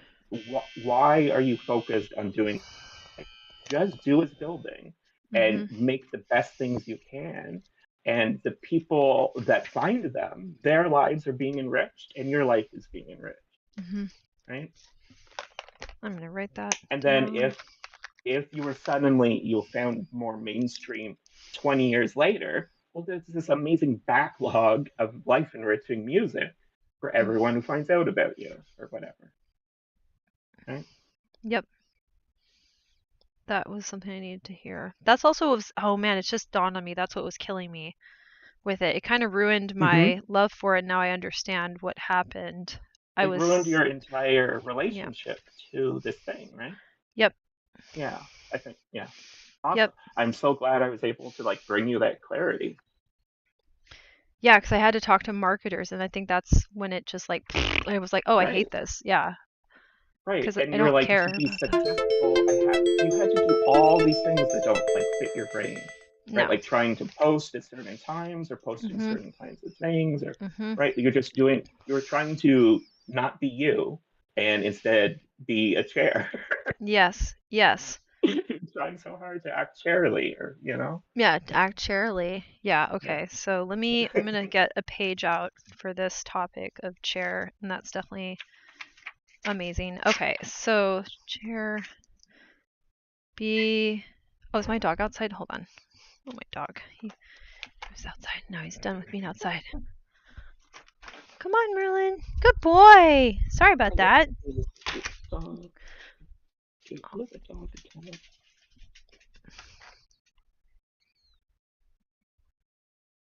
Yeah, thank you. That's gonna sink in a little bit more, I think. Yeah. I think actually something really healthy for our interpersonal relationship has been happening like internally for me lately, which Mm. is like I am sort of like deconstructing some amount of like deifying of you, of seeing you as like this perfect machine that will simply take an idea that I mentioned and internalize it successfully instantly. Mhm. Um, Yeah. Instead of being like, oh no, Jake's just another human, Yep. literally one of the humans most like me, and is going to need like reinforcement and to hear ideas multiple times. Mhm. Mhm. You know, Yeah. yeah. Yeah. Yeah. Exactly. Yeah. It's. So, Thank you for that too. You know what's interesting? I think when people hear me successfully, and I'm not masking or something like that to mhm, prevent this, I do give people hope, and this is mhm. good. But the reason that's Right. happening is because Mhm. my brain wants them to be like giving me hope. Does that make sense? Like Right. I'm Sure, that makes sense. I'm But really mhm. freaked out. so what I realized as like furthering of what I just said is that like I now, as of now, I see you as an equal for the first time. Like I don't see myself as lesser than you anymore. Mhm. I Mhm. have self-actualized enough that all of the amazing things that you have done and I think are so amazing about you, uh, I no longer think that I'm outside of the realm of accomplishing I see. equally amazing things. Yes. Yeah. And I Yep. no longer think I haven't already accomplished such things. Yes. Right? I think Ye- the ideas that I have built and brought to the HCAT space are as skillfully created as some of the songs you have made are skillfully created in music. Mhm. Right? Mhm. Just Yeah. And yeah. I also think like, whatever I've created, I don't want to put myself down. I do that a little bit too much. But like I look at like how crazy talented and skilled people I have been exposed to are, just because like especially wanting to understand ballet, that's the ceiling on ballet is like in outer space. And yeah, Right. So that made actually, me. so what's really interesting Mm. about art, and so like and I guess of course ballet is art, but I think it is to some degree a different kind of art than something like music or Mhm. books or stuff that like speaks more personally to people. Yeah. um is that like you don't need anywhere near the same level of technical skill in that kind of art to be deeply meaningful and profound to Yes. people engaging with your art, right? Yes. So Yeah. like you as an artist were able to create something that like I can't even judge the technical skill of your hip hop to any real degree. I'm not a hip hop enthusiast, but your music has spoken to me very deeply as an autistic person, Mhm. um, Mhm. irrespective of your technical level of expertise. Right. Yep. Yeah. Yeah. Yeah. And that, yes. Hmm. I'm gonna ponder on that too, because yeah, it's so healthy for me to reset my brain at this stage of my life, and Mm-hmm. I didn't know I would get help doing that. Like I'm used to having to Mm-hmm. try to reboot the machine while it's off, but I am the machine. Right. Oh God. Anyways, so yeah, I really appreciate that, and it gives my brain a chance to Right. stop working so hard. Right. And like I'm going through the process of doing these different self-actualization techniques that I've learned about. And one of them is like envisioning what a future that you would dream of, like your sort of ideal day and your Mm, ideal way to spend time and stuff is. mhm. And I think what I get to do with you sometimes in HCAT or outside of it, the way I get to support your self-actualization, that is my dream career, right? That Mhm. is the thing that I want to spend my time doing for the purpose of helping other humans, right? Mhm. Not to take the money situation out of it, but rather like how I want to purposefully make the world better for others is by doing what I get to do with you. Um, so like every time you talk about how meaningful it has been for you, that is a meaningful moment for me because that is me reaching more self-actualization with what I want to do and be in the world. Mhm. Mhm. Thank you. This is good. This is good. Okay. I'm going to do Yeah. 15 more minutes on this one cuz I'm trying to do 12 to 2 for a little bit just to see pacing wise if that's Mhm. helpful because we have now Kyle and I are both working on the house stuff and we want to make a lot more progress this year.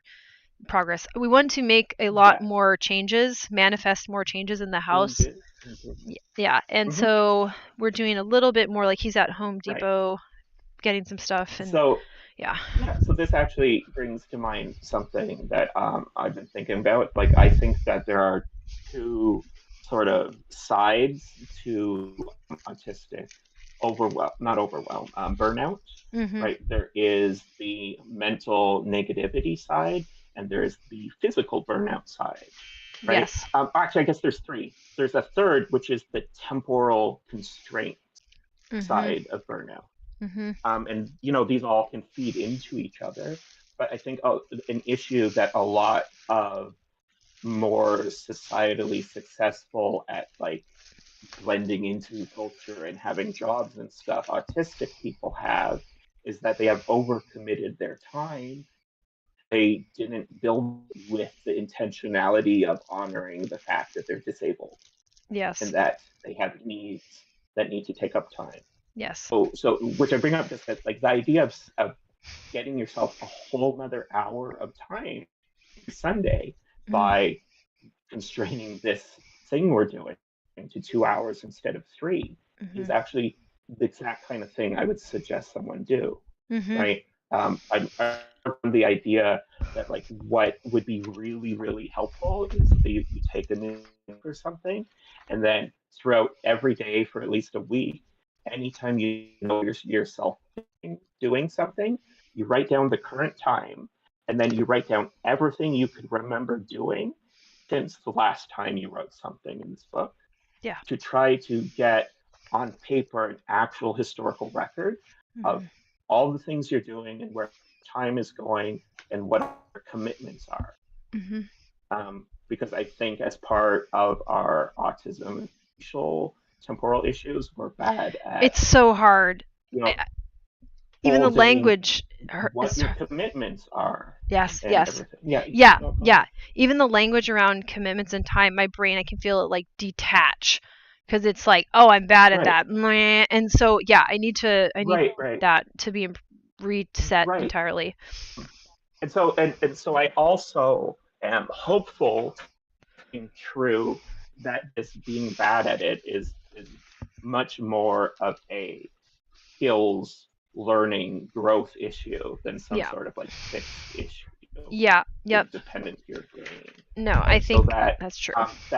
so when you hit that disconnect, that more likely to be like a trauma type response, similar to the disconnect I used to be in trying to do anything that reminded me of school, because I'd learned that I can't succeed at school type things.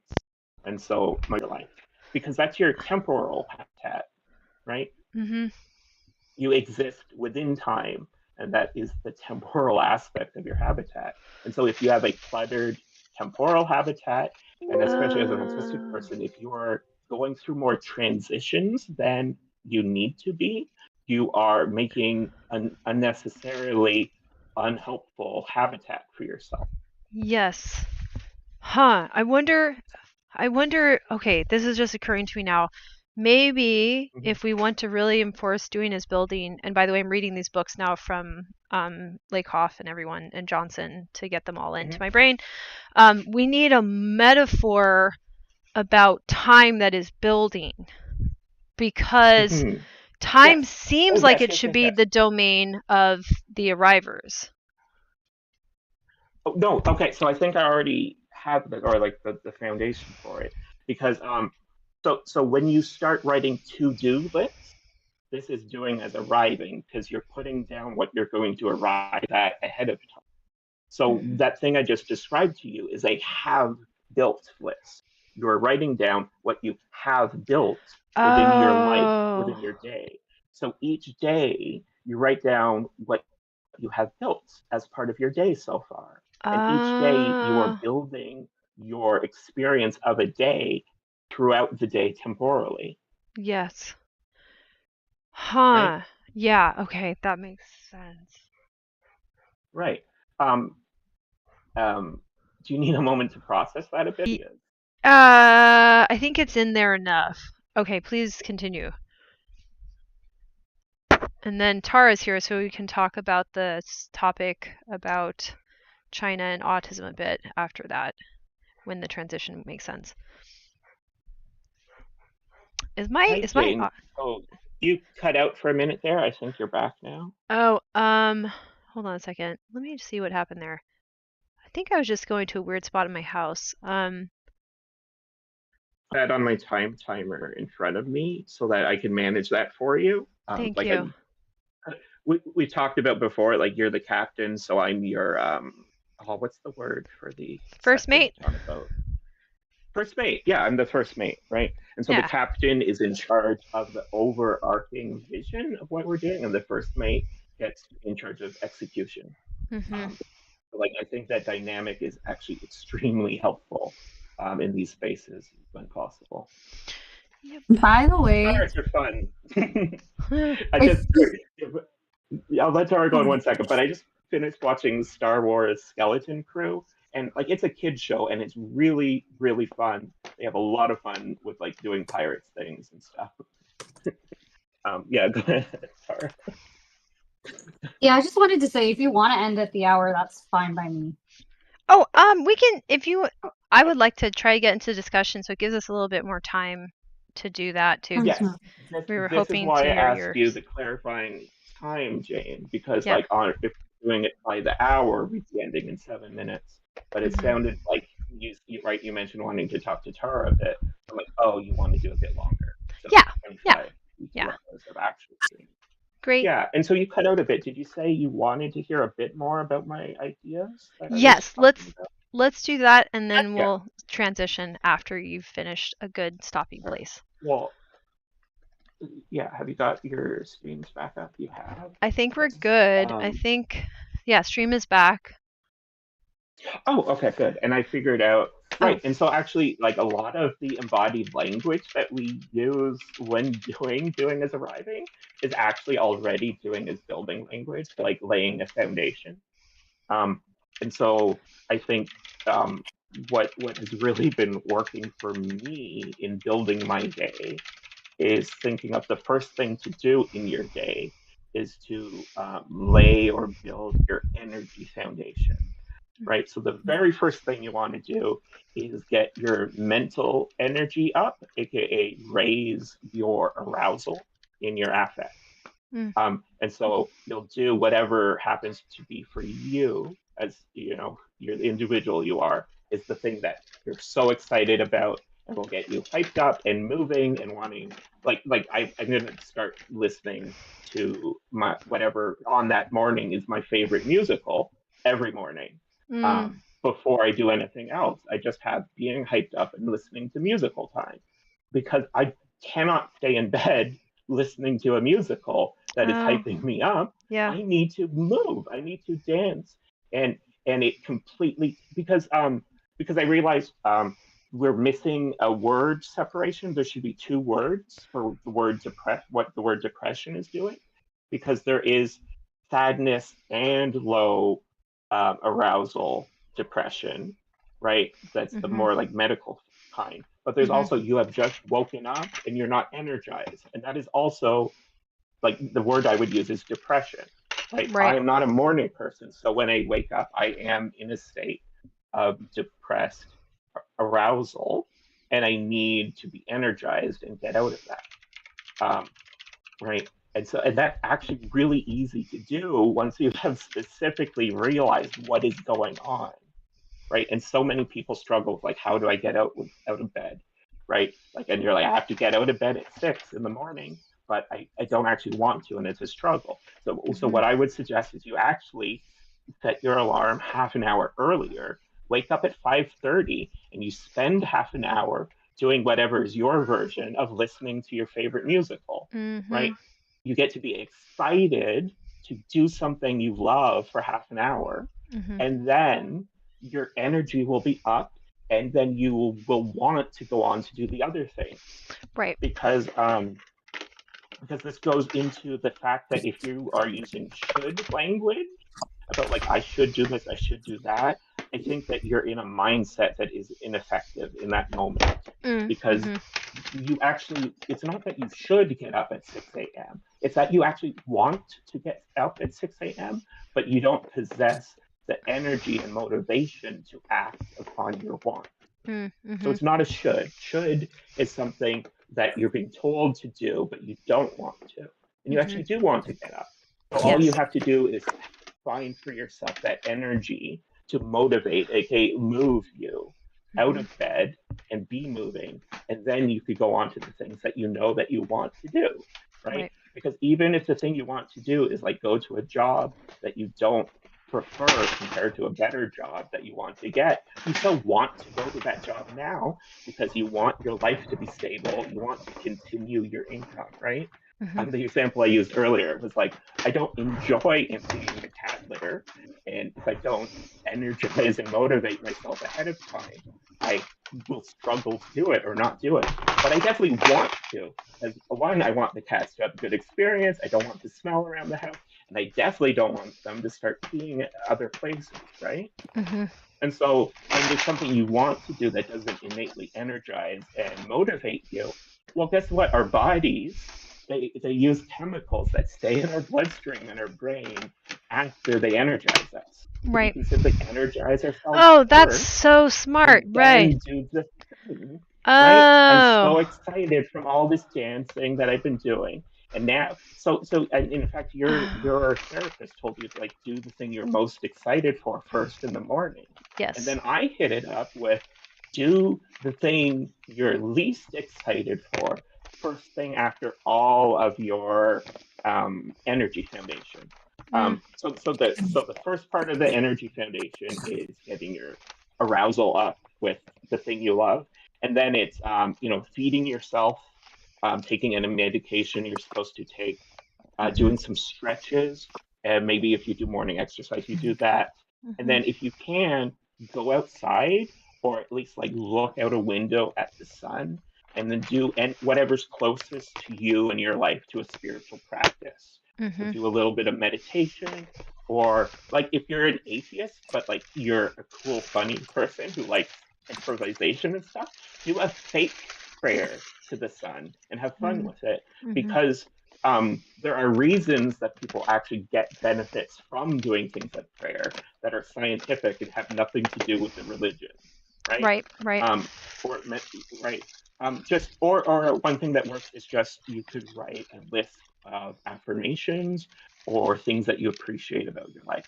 Anything to put you into a like, I'm awake and I'm excited to be awake and I'm in this moment of the day and it's actually amazing to be alive. And then you transition into doing your sort of hardest thing to get going on, the thing that you're least motivated to do, or the thing that is most temporally important, right? You sort of do the mental calculation. And I think we can actually do the mental calculation of like what is the most important. When we have framed everything correctly, I think the dysprioria goes away, because the dysprioria comes from trying to engage with some other brain type's version of reality and interacting with reality. Right? Yeah. What I'm saying, like, you are now at your point of maximum ability to do a thing you want to do. You should just be able to say, oh, this is the most important thing for me to do right now. Whether it's because, it's cat litter, or if it's because it's your taxes, or if it's, for whatever of the various reasons is important. And I think that I sort of wrapped up a whole idea there. And Jane, you might want to come back and rewatch this period. Yeah, because I'm these going are some to. new ideas I gave to you. But it's also a great transition period for me to take a step back, and you wanted to talk to Tara about some stuff. Yes. Also, hi, Tara. Great to have you. Hey. So, yeah, I've been on Xiao Hong Shu and I love it. I just put a video up a little bit on the longer side, but I want to do like an intro sort of video, and they do have long form content on there as well. So they like are many apps in once, which is nice. And they'll all say like too much short videos will rot your brain. I'm like, dude, you guys are on it. So I made one that was like 15 minutes or 13 minutes or something, but I'm going to start making short videos on autism too. But yeah, they have videos on ADHD. They're getting awareness about ADHD, but autism is definitely even more behind than that. And there's still a lot of stigma around ADHD from what people are saying, but they are also realizations about it in women.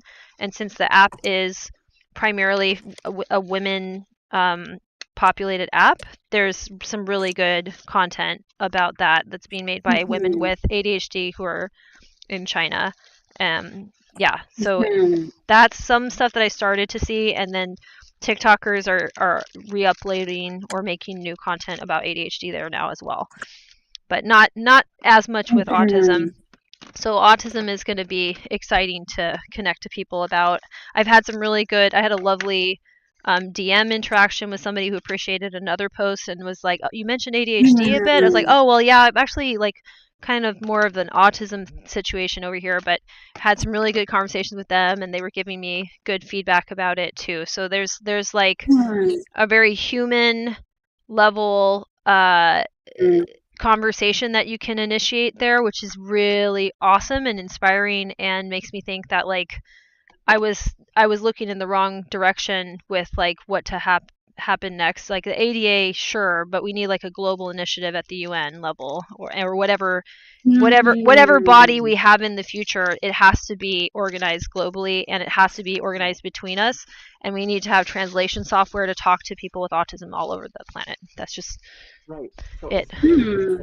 It's is that actually you've realized that you need to structure things sort of the same way that I'm talking about structuring your day, that you actually need to energize and come together first before you're looking at specific actions and achieving specific goals, right? Mm-hmm. Right, because like you can't effectively first push for specific like legislation without coming together as a group, yeah, and getting on the same page about the goals, yes, and having community to want to get those goals together. Yeah, right? Exactly. And like you were saying earlier, that's the nature of humans. Like anytime someone seems like a genius that has made a thing happen all on their own, it's just a framing effect, right? Mm-hmm. Martin Luther King Jr. is he took on the position of a figurehead, and sure, he was a great man with great ideas, but there was a huge movement of so many people behind him that he was just acting on the behalf of and with. Yes. Right. Yes.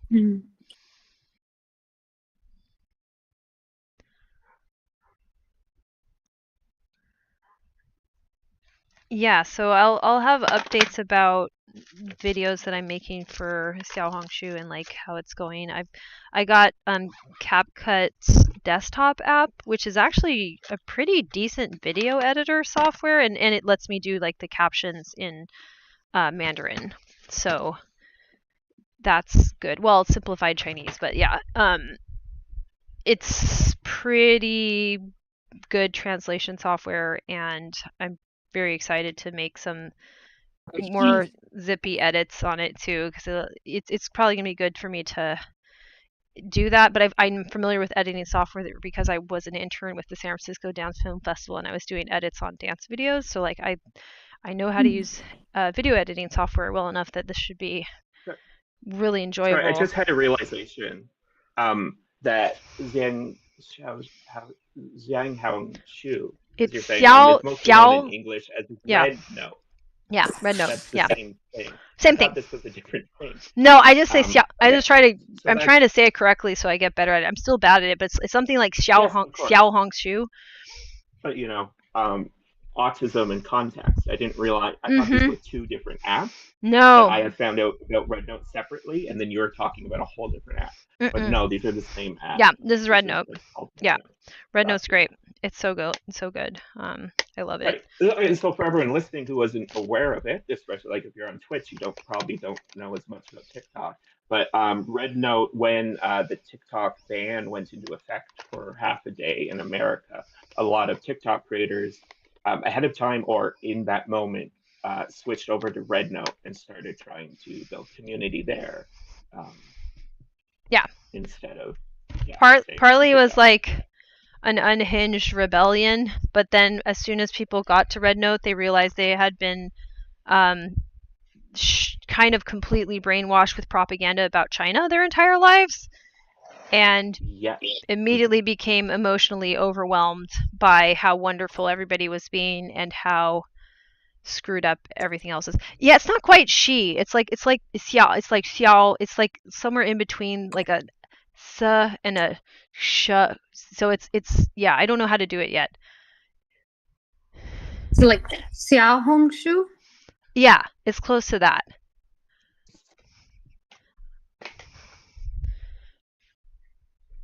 I think that's like a passable pronunciation. I'll keep working on it. But anywho, it's been amazing because like all these content creators from the app were like, here, welcome. Like, here's our homes. Can we see your homes? Here's this. Can we see that? Would you like to be pen pals? Would you like to learn English? We would like to work on our learn Chinese, Mandarin. We'll work on our English. And just like, I mean, I can't even capture how beautiful the people there were responding to everyone coming in, and everyone just kind of like reset their whole personality. Like, oh, I don't have to be afraid anymore. And then the Americans started sharing about how our living conditions actually are. And basically what happened was Americans realized that everything we were told was propaganda. And the Chinese were like, we thought everything we were told was propaganda, but it's real. Right.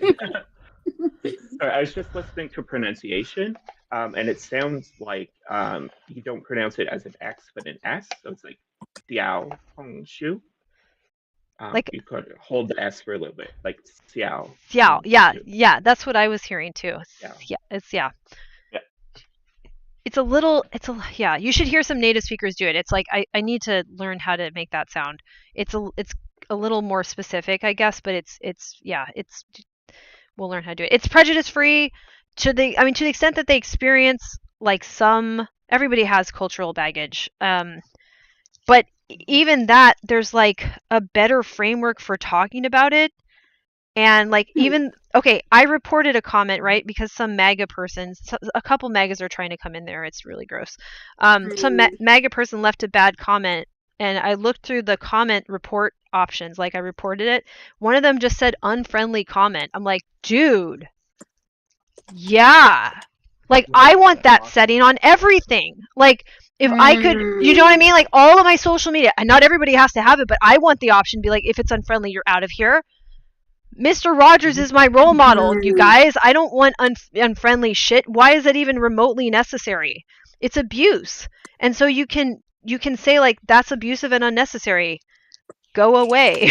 Right, like the whole idea that this isn't bad enough. Yeah, and this isn't bad enough. Yeah. You're not going to murder anyone today. You said you're going to do it tomorrow. I don't know. Maybe we'll ban them for an hour. Right.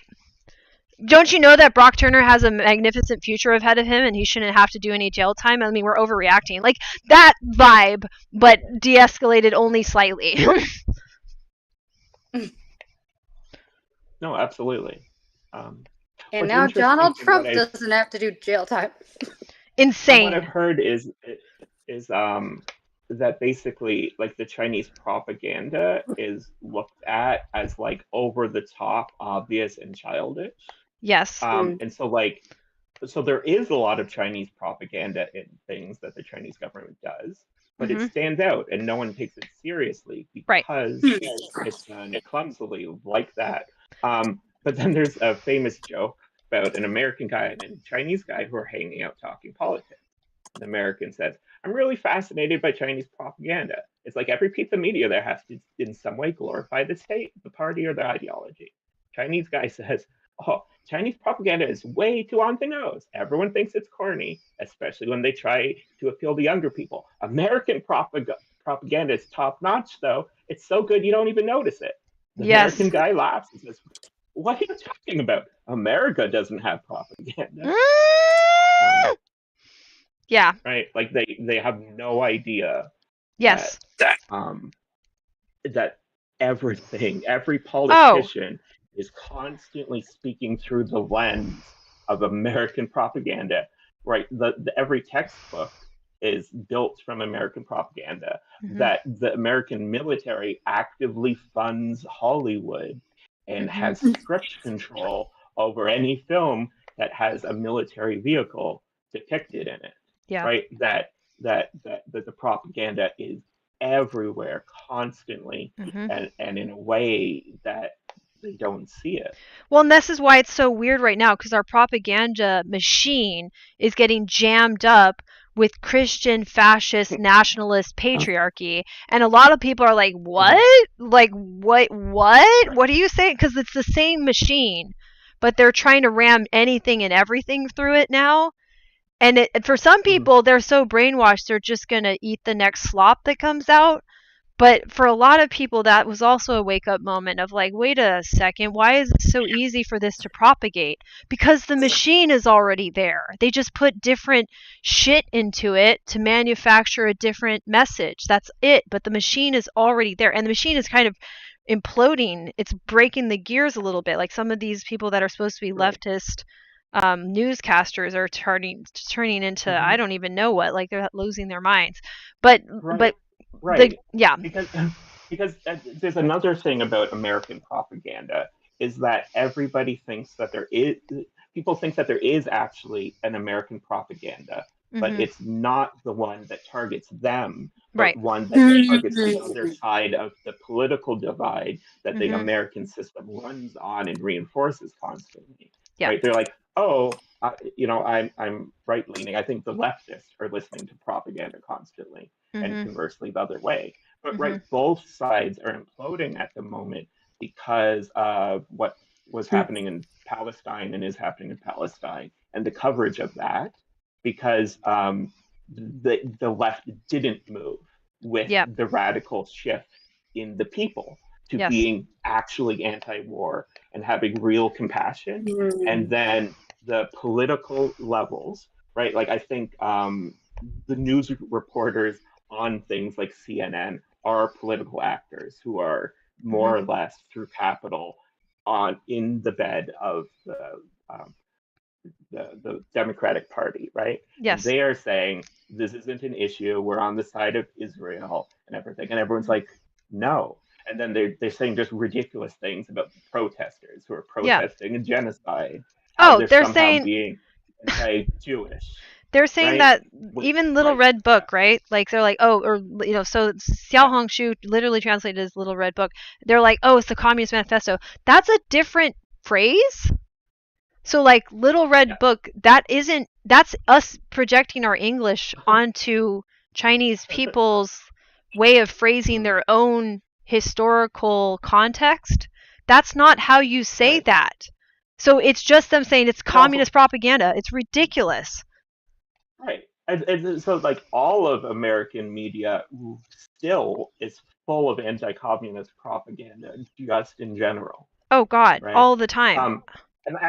And actually part of the propaganda system is that if you try to find out what really happened without propaganda, you end up finding these really radicalized people into the inverse positions of that, like Russia and China have never done any wrong, which then will reinforce you back to believing in the propaganda about how bad it is. Instead of having any ability to see what really happened in real events and real. They use the people that are suffering from extreme mental distress that they may have a predisposition to discredit these ideas entirely, because disabled people are going to gravitate towards the system that is the most pro-social. Because if we are in an antisocial system, our pain will not only be completely forgotten and erased, but seen as a necessary evil for the system to continue to do antisocial things. You have to be pro-social to care about disabled people, period. Right. The end. So we're going to go to pro-social systems. Yeah.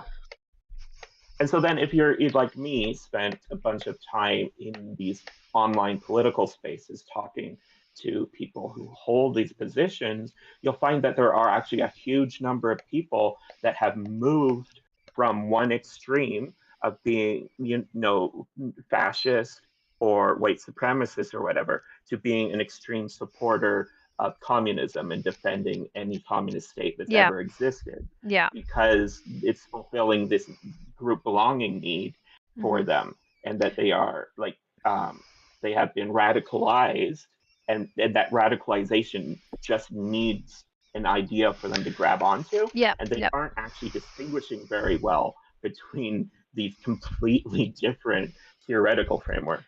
Right. And it ends up infantilizing disabled people when you leave people in that state, because the government or powers that be are not organizing real interventions for their actual problem. So the problem that we have is that we need to stand up and say, actually, I can be a fully developed, mature, and sophisticated adult as a disabled person. And most of us, that's our actual full appearance, is that. So to hold us in this state through exploitation, and then to point to those of us who have been super brainwashed, don't have the capacity to, get by and go along to get along, is just ableism on a grotesque scale. Right. And like the one whole aspect of this specific the way ableism works here is that it otherizes disabled people into a homogenous group, where every disabled person has the traits that people view as the worst in any disabled person they've ever interacted with. As if somebody who has been destabilized by the system and infected with a cult and is now behaving in radical, dangerous ways is the same as somebody with autism, as if they have the same mind and the same ability to engage with reality and everything. Also, we want to look towards wrapping up. Okay. I wanted to hear the story. Tara has the story. Okay, so we could listen to Tara tell a story if she wants to, and then end stream right after. Were you talking about the conversation with my friend? Yes. Any part of it that you'd like to share? By the way, sorry for being super late today. I actually had a friend from another Discord helping me organize my health challenges so I can figure out how to seek help for that. Which I was super grateful for, because I get super overwhelmed with that. Yeah. So the story is that my friend from China who moved to the US didn't realize how much more of a stigma there is for autism compared with ADHD in the US. That was to her. And I was shocked that she didn't know. And then as I was explaining what it's like, she brought up how it's kind of similar to how ADHD is viewed in China. So she said that they didn't really have a concept for ADHD, but that they did have a concept for autism, and that people would misuse their word for autistic to mean low energy, kind of depressed, I'm feeling autistic today. And that was more socially acceptable than ADHD, because of the collectivist culture. The ADHD, someone who forgets to do the thing they were supposed to do, someone who shows up late, that's more disruptive than someone who's low energy in a culture where everyone's overworked. Yep. Yeah, I think, oh, this is so interesting. So, wow. So I think autism gets stigmatized. Why can't I talk fast? Stigmatized. There we go. I was going to say stigmified. I'm like, that's not a word. What's happening in my brain? Okay, so we get stigmatized because again, I think we have a doing as arriving culture. And then if you have an autistic person, we're absolutely in the way and we're frustrating people and they get angry at us. And the more animosity they're feeling about the system, the more we stand out as a scapegoat. That said, yeah, I don't think it's ever easy to be an autistic person because we do kind of just get in the way in a very specific and difficult to understand way that you need to unpack. But the animosity and the anger, the bullying, the way that people talk online to people with disabilities, especially neurodevelopmental ones, is like, you're a big stupid baby who can't compete. So I feel like what I know of Chinese culture, they seem to have doing as arriving too. Yeah. But I feel like there's less of a pretense of doing as built, or there may still be in the propaganda, but like people know that they're going to work and they're expected to kiss the boss's ass in a specific way. Like this friend, when she was having challenges with Chinese coworkers, she could ask her parents what to do. I ask my parents what to do. Their advice isn't going to be relevant because the American system is changing every 6 months. Right. Exactly. And we're told we're doing as building. Yes. But we don't know when is it secretly arriving. Versus in China, it seems to be more obvious. Like, these are the people who get to be visionaries and everyone else has to get in line. And there's a lot of support for helping people get in line. And then when you have a disorder where you just forget the thing you were supposed to bring and squirrel, that's the worst thing in the world over there. Right. Versus like social skills, quote unquote, are less important. Yeah. When you're supposed to keep your head down and be a worker bee 996. Like, are you familiar with what that term is? Yes. Yeah. I think that autistic people, and this I say this extend like anyone who even has like more disruptive attention issues going on too.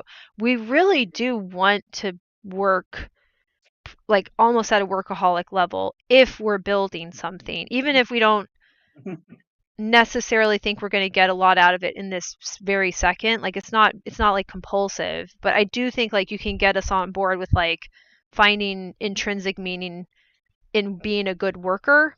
Like my brother-in-law, who's like 22 or something, he's level 2-3, and he is very motivated by saying like, you're a good worker, and he doesn't say very many things, but he'll say, I'm a good worker. He'll say that, and then he'll go do a thing that might be challenging for him. So that's more compatible with that. It reminds me of like what's been my issue with the few jobs I've had, is that it's at a place where the bosses and like the leadership clearly don't actually care about quality and just care about getting it done and shipped and making a profit. So I can't like I took some value in being one of the best workers there, but I couldn't take value from my work because the specific work we were doing wasn't good work. And like the objects that we were making weren't like important work that was helping people a lot. Right. It was like things that I consider pretty superficial. Yes. I have another thought on that. So in China, because everything's very homogenous, like the school system, everyone comes out valuing the same things as high quality work. Versus my friend who has lived both there and in North America, sees how there are different perspectives and how they miss some of the things that North Americans perceive as good work, and vice versa. But if you've only been taught one thing, you manage to do it well, you get rewarded for it, that is kind of an autism accommodation in a way. Yes, versus dude. Like, your second job, your boss values completely different things than Yes. your first boss. Yep. And you see the Swiss cheese gaps in there, but they see your Swiss cheese, and so they're not going to blindly trust you either. And so they're just not going to listen to you until you manage to get a trophy saying you're an expert. Right. Yep. Which is why I see like I run into this myself, and I see it with some autistic people and just people in general, like around our mid-20s. Once we've seen these different perspectives on what good work looks like, it really slows us down and like can make us question whether we're getting anywhere with doing as building and if we ever will. Yes. Versus before that, for me, I was like, I got it. You know, I did well in this class, and then I did well in this other one, so I must understand the material. I clearly understand it better than the students getting C's. But then in the real world, I don't know. Yeah, exactly. Yeah, I think, we enter, like, when our brains finish maturing, I think we just enter a dark night of the soul automatically of like, wait, this is never going to get me to be able to build anything. Oh my God, this is a nightmare. Like, I need to be able to get to the point where I can really build. Bringing it back to grades, it brings back to this realization I had where, like, you're saying that in China, they know that what they're doing is arriving.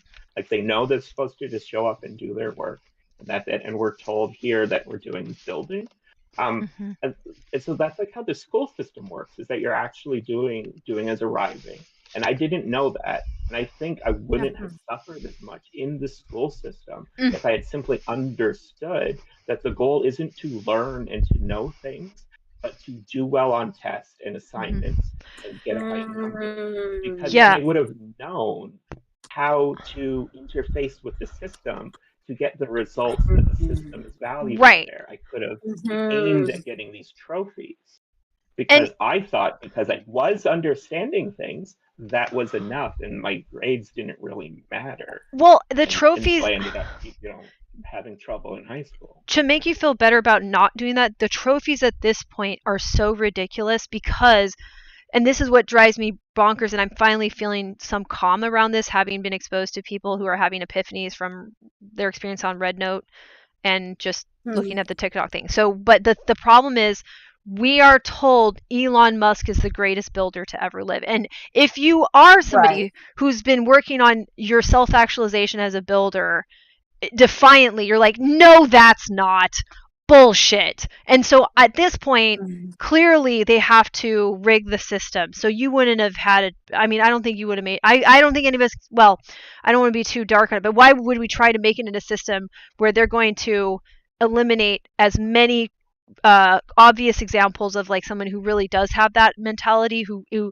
could be called a genius? Sure, fine. Maybe we shouldn't even use that terminology, because genius isn't a trophy. If anything, it's useless unless it helps other people. So it's about other people, not about you. But they're telling us that the greatest builders, it's a system of building, the greatest builders of all get rewarded. Here they are, Elon Musk. I'm like, are you fucking kidding me? Right, so Elon Musk and all the other billionaires and Trump, they're all just successful robber barons and con artists. Yeah. Right. Like Elon Musk is a successful modern day robber baron. That is a true statement, because he scooped up companies that were about, or that had things of value, and then he made that value his.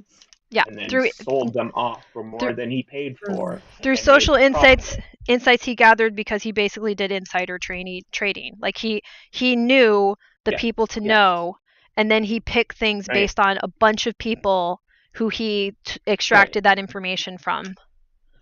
That's it. But because he's trying to pretend to be a builder, like he talks a lot about like how he cares so much about, going to space and rockets and stuff. But actually, he just saw like, oh, I could buy ownership over these rocket experts and scientists, and I can make the government pay me for their expertise. Yep. And I can take all that profit. And that's the credit. What he's good at doing. It's taking the credit and profit. Credit gives you profit. Credit gives trophies give you profit. That's why he wants it. Trophies He just equal profit. Exactly. Yep, that's it. And that's why CEOs get paid the amount they do, Mm-hmm. because we work in this trophy is credit is profit system, where they are getting the credit and thus the profit for all the work that goes on underneath them. Correct. Which has nothing to do with them whatsoever. Bullshit. They're not making decisions. Yeah. That's the idea, is that it's top-down thinking is like a metaphor that we think makes sense, and I don't think it does. But that they are dictating the things that happen downstream of them. No, they're not. They're not doing anything. No, they're not. So they are dictating the large changes in policy that the people downstream have to navigate, right? Mm-hmm. So each level down, the person has to then navigate the decisions of what the person did upstairs. And they have to cope with. And they have to cope with it, right? And sometimes it is helpful, but other times it's not. And because they're not actually skilled, it's sort of like random or a lot completely of time fucking random. Deteriorating. It's like deteriorating, and it's like it's not just random, but like it trends towards bad decisions. Yes. Right, which you could see. You can see Elon making worse and worse decisions every day that he's breathing. Yeah. Right. Every day he gets more power and credit. He gets to make his decisions more freely with less oversight and then we can see how truly fucking stupid he is. Worse decisions. Yeah. Right. Exactly. Yeah. Yeah. I do see that in China there is a value for taste, like content creators in the arts there. You know, it's not just a 50-person collab where they just go like say everyone's name isn't gonna go viral. Like they do value quality, at least in some ways. Or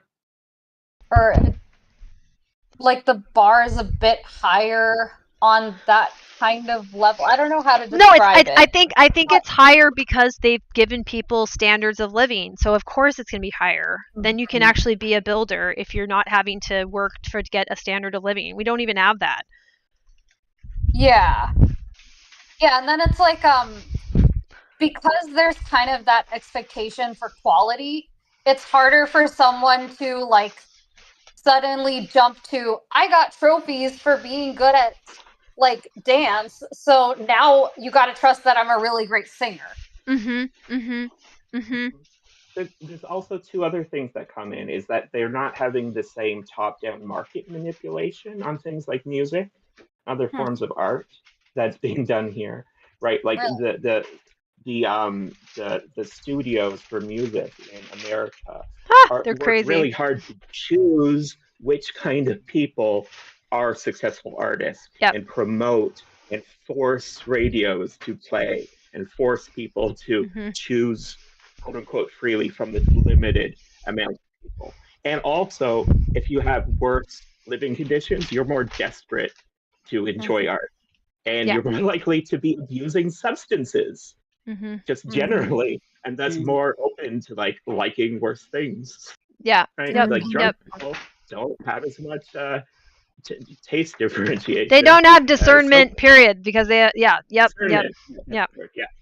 because they have ingested poison and it has limited their brain function.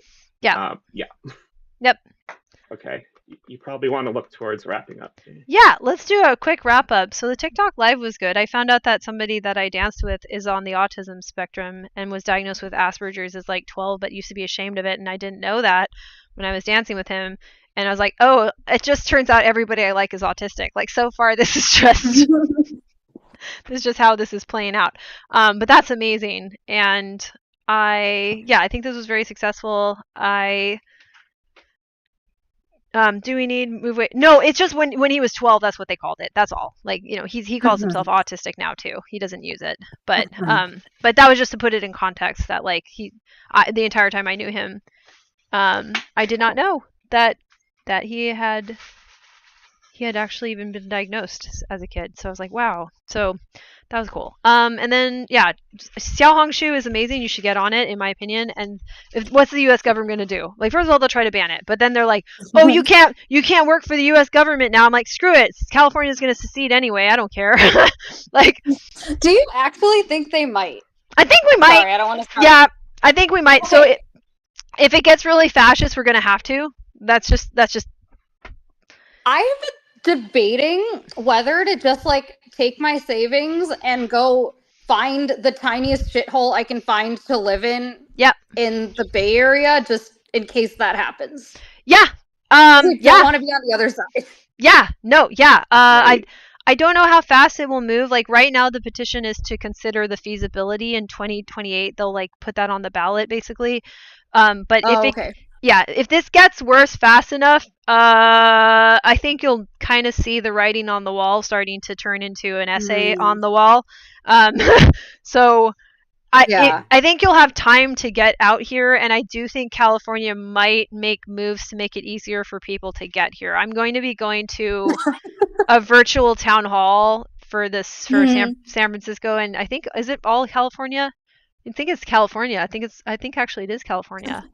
So they wouldn't do that if we weren't ready to make moves. So please join Senator Scott Wiener for a virtual town hall. And he sent this to everybody in California, I guess, to discuss California's preparation for the new federal administration. The governor and legislature have convened a special legislative session to safeguard California values and protect the community's needs and priorities. Join in for a conversation around various issues, including California's budget process. So they're holding a virtual town hall, and they've sent out flyers to everyone in California. So I don't think they're unaware that we might need to have a huge sanctuary initiative. I just hope, I hope that they like understand that sorry, you probably want to leave. Finish. This is a good closing thought anyway. I appreciate getting to talk about it a bit. I would want more Californians to understand how hard it is for people from, like, people who grew up in Trump Town to develop the kind of skills and thinking to make it to a place like California. Right. Like, I've been trying for years, and like over here, like, people think there is no support for autistic adults. Wow. Which, like, I know, like, you've been told things like that too, but it, like, I've been debating whether to have another Bay Area stay to just figure out what kinds of occupational therapy type stuff I might need. Yeah. But I wanted to see what my options are around here. And I went to this Discord server where it's like mostly Chicago area people, and they were like, well, you need to talk to a primary care doctor. I'm like, no, they're not gonna know who to refer me to. I'm like, no, I already know I can call places directly. Yeah. Because I have friends not from the Chicago area who told me that. Yeah. But they were just like insisting on that. And then like the friend who actually helped me, she's from Boston. Yeah. Like, yeah. I think the structural supports are more responsive. It's better. Like in the years since I got diagnosed, I was only diagnosed in 2019. It's gotten a lot better, but it's coming, I mean, but it's not structural because we're reliant on the federal government to actually enforce our rights as disabled people, and they are useless, and in fact worse than useless at this point. So that's why California needs to maintain some independence in order to complete that impetus that came from within the community and experts who were worth a damn, to be honest. Like even the person that did my assessment, I have read his blog. It's come so far, and he was already understanding the importance of women getting diagnosed. But like he wrote like 2 articles about me basically when I was getting diagnosed. It's like, oh, that's interesting, about the importance of like diagnosing women and people that have more subtle presentations, which is like all women. And I think his view has even shifted since then, that it wasn't actually that subtle. So yeah. So and there's more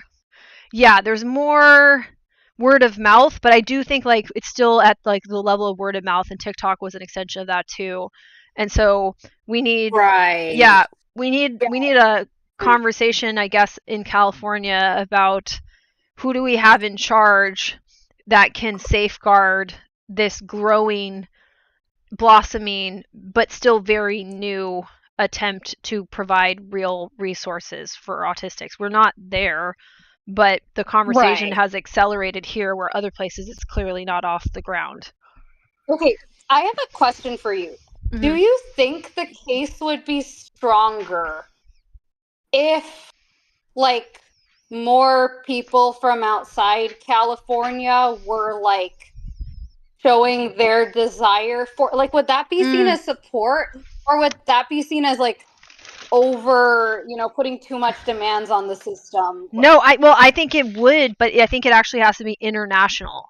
So that's where I'm like, what we actually need, and then we can prove this is a real disability. We're not imagining this. Look at the consistency across incredibly different cultures, even, right? Like, because we don't, I mean, part of the beauty of autism is we don't absorb our native culture properly anyway, and we default to what our brain can do, which is this survival mode. And then even to see like who's doing well, that's its own best advertisement for it or promotion for it, is like, look at these people over here, they're trying this. Okay, these people in completely different regions of the world with different customs and everything, they're going to try those strategies too.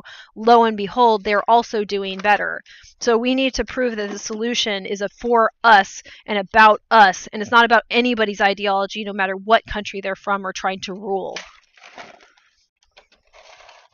Yeah.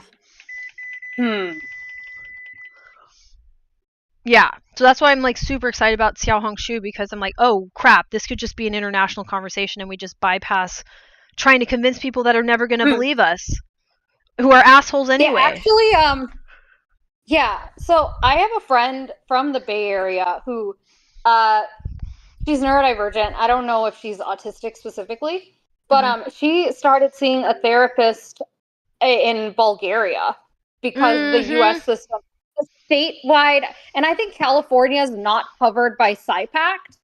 So the few really good outside of California and chose to get licensed like everywhere. They can't practice in California unless they do this like California specific. Although like I would say like California does have some of the better people. Yeah. Versus so it's there you get that pool, or if you're outside and you're not in like New York, good luck trying to get in with someone who's good enough to be. I mean, legally it's just a who decided to get licensed everywhere. Yeah. But it's often like they may live somewhere where people aren't aware they're autistic to like seek them out. So they may need to, expand to even like get enough clients. I'm like those people are so many levels of underserved. Yeah. Yep. And yeah, like I feel like I don't know. No, this is we'll keep working on this, because this is, maybe we need to do a stream about resources and where like what's the current scenario, and where is it best, and how is it best, and what I mean, the best is still deeply insufficient, but at least we can say like, here's hot spots of attempts. Yeah, here's bypass the 20-year journey. Yeah. Here's the state of the art right now. Right. And then people can learn from each other. Yeah. Yeah, exactly. Yeah, and that like after my conversation today with Illinois people, where I was hoping to go from what I already knew to like honing in more, they were pulling me in the opposite direction of like, no, you can't jump to that. I'm like, hell yeah, I can. And you can too. Yeah, exactly. We need to, because we will have to have a subculture for autism. That is just true. And it's a ground floor subculture, the same way that humans have a ground floor culture for neurotypical people, whether they want to acknowledge it or not. They do. And it's a floor that we can't stand on. It's fucking lava for us, so we need our own version of that, and we just do. And if anyone has a problem with that, I don't know what to tell them. That's just how disability works across any disability. We have Braille. Do you see what I'm saying? Like, we have ASL, we have sign languages. Why do we need an entirely different language? We say language is fundamental to humanity. Okay, great. These people can't use spoken language. What are you going to do about it? They need to have a language. Similar base level need for culture. And that's what we're going to come up with. And we need to do it without wasting time, because we've needed it our whole lives. And every single one of us will need it every day of our lives. Personally, I prefer the framing of accommodations rather than culture. After seeing the discussion about autistic culture and who that attracts, like, for example, for sure. Yeah, Yale, I can get that. Yeah. There's this group called Cultural Autism Studies, and their speakers, like, some others have been like not great quality, and also like there was one who was it said something that could really hurt people. But this is about culture and art and talking about autistic experiences, even though you're putting one person on a stage and not having resources for making sure everyone's okay. Maybe I shouldn't say cult. I basically like, okay, what we call as human. Okay, we have human civilization and we have facets of human civilization, such as written language, etc., and so forth. For disabled people, we understand that they need to have a reinvention of that works for them despite their disability. So I think I need some language to say that. Yeah, right. Because otherwise, yeah, it'll get bastardized to something that is a different meaning of culture than what I was using. But yeah, so I could say, like, we need organization at the level that other disabilities are clearly going to use, and we need to use ours too. And they won't be like, we'd never interface with the rest of the world. It's to interface with the rest of the world. It's not to have like a weird cult about our own, differences now. Like, but people are definitely doing that. Okay. Yeah, I need a better word for it. I don't want to get too hung up on, like, maybe I picked the wrong word. What is there a synonym? Hold on a second.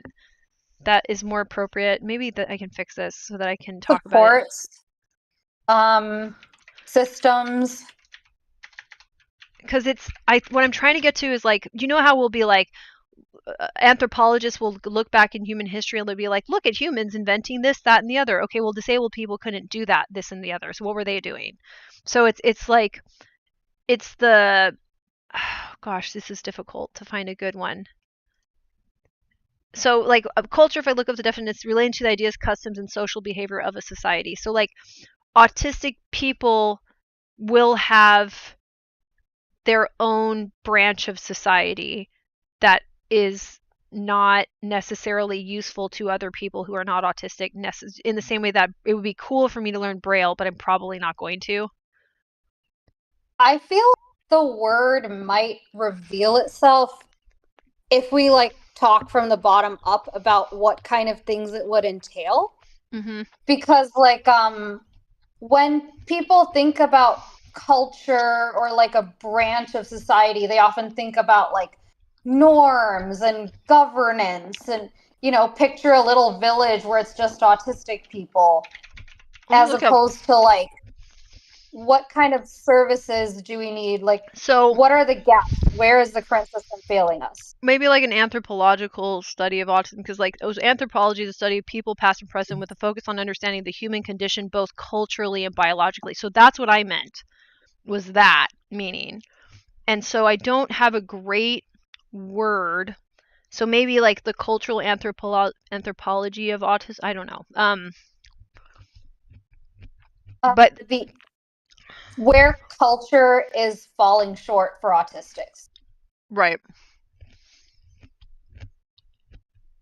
Yeah, like, well, anthropology, the branches of anthropology are cultural anthropology, culture, what people make, what people think, feel, and what people do. That's all, like, culture in the broad. I think I'm using an academic version of culture pretty exclusively, Yes. because I think, yeah, and then Yep. there's biological anthropology, human origins and variation, which is also part of it. So maybe I should just call this an anthropological project. Archaeology, material culture, and the stuff we leave behind.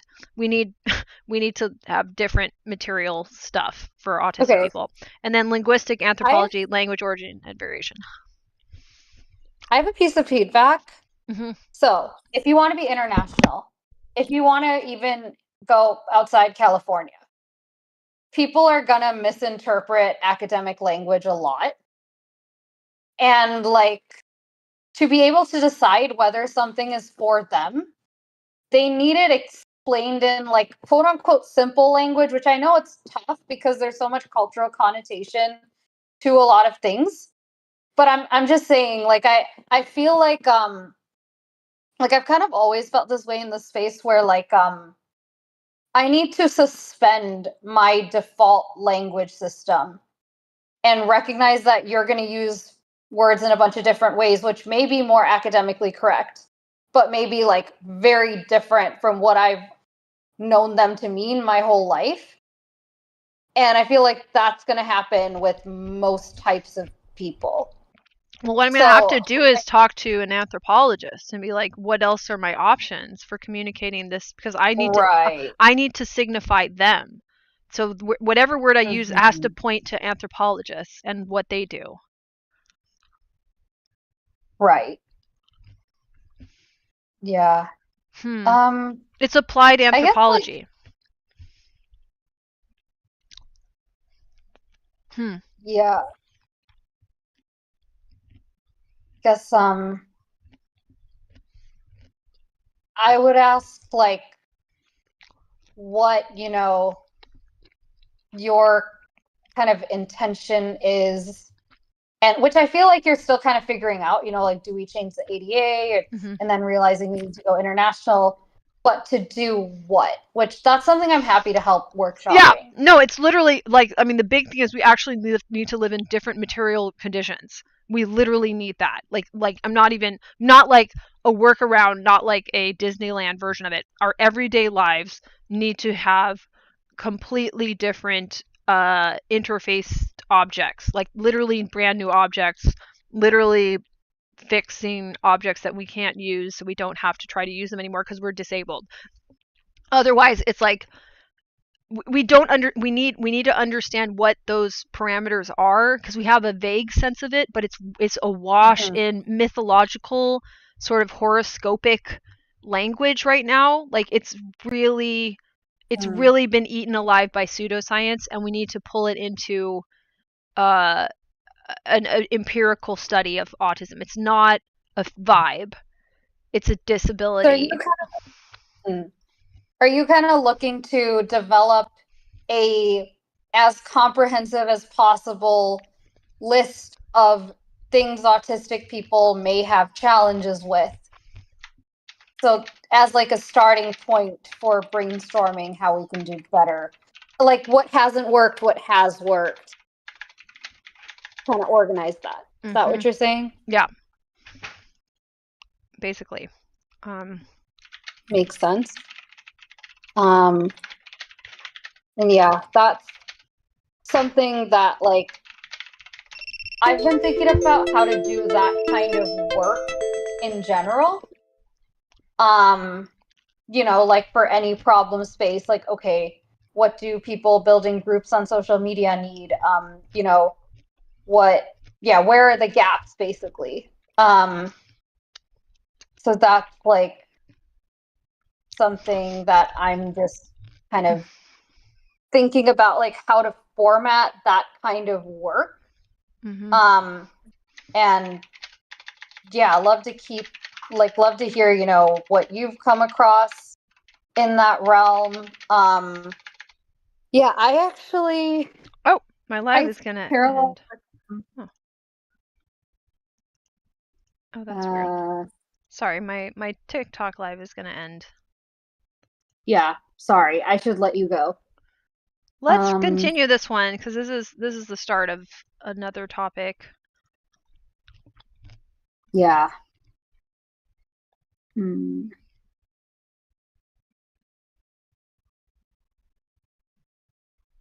Yeah.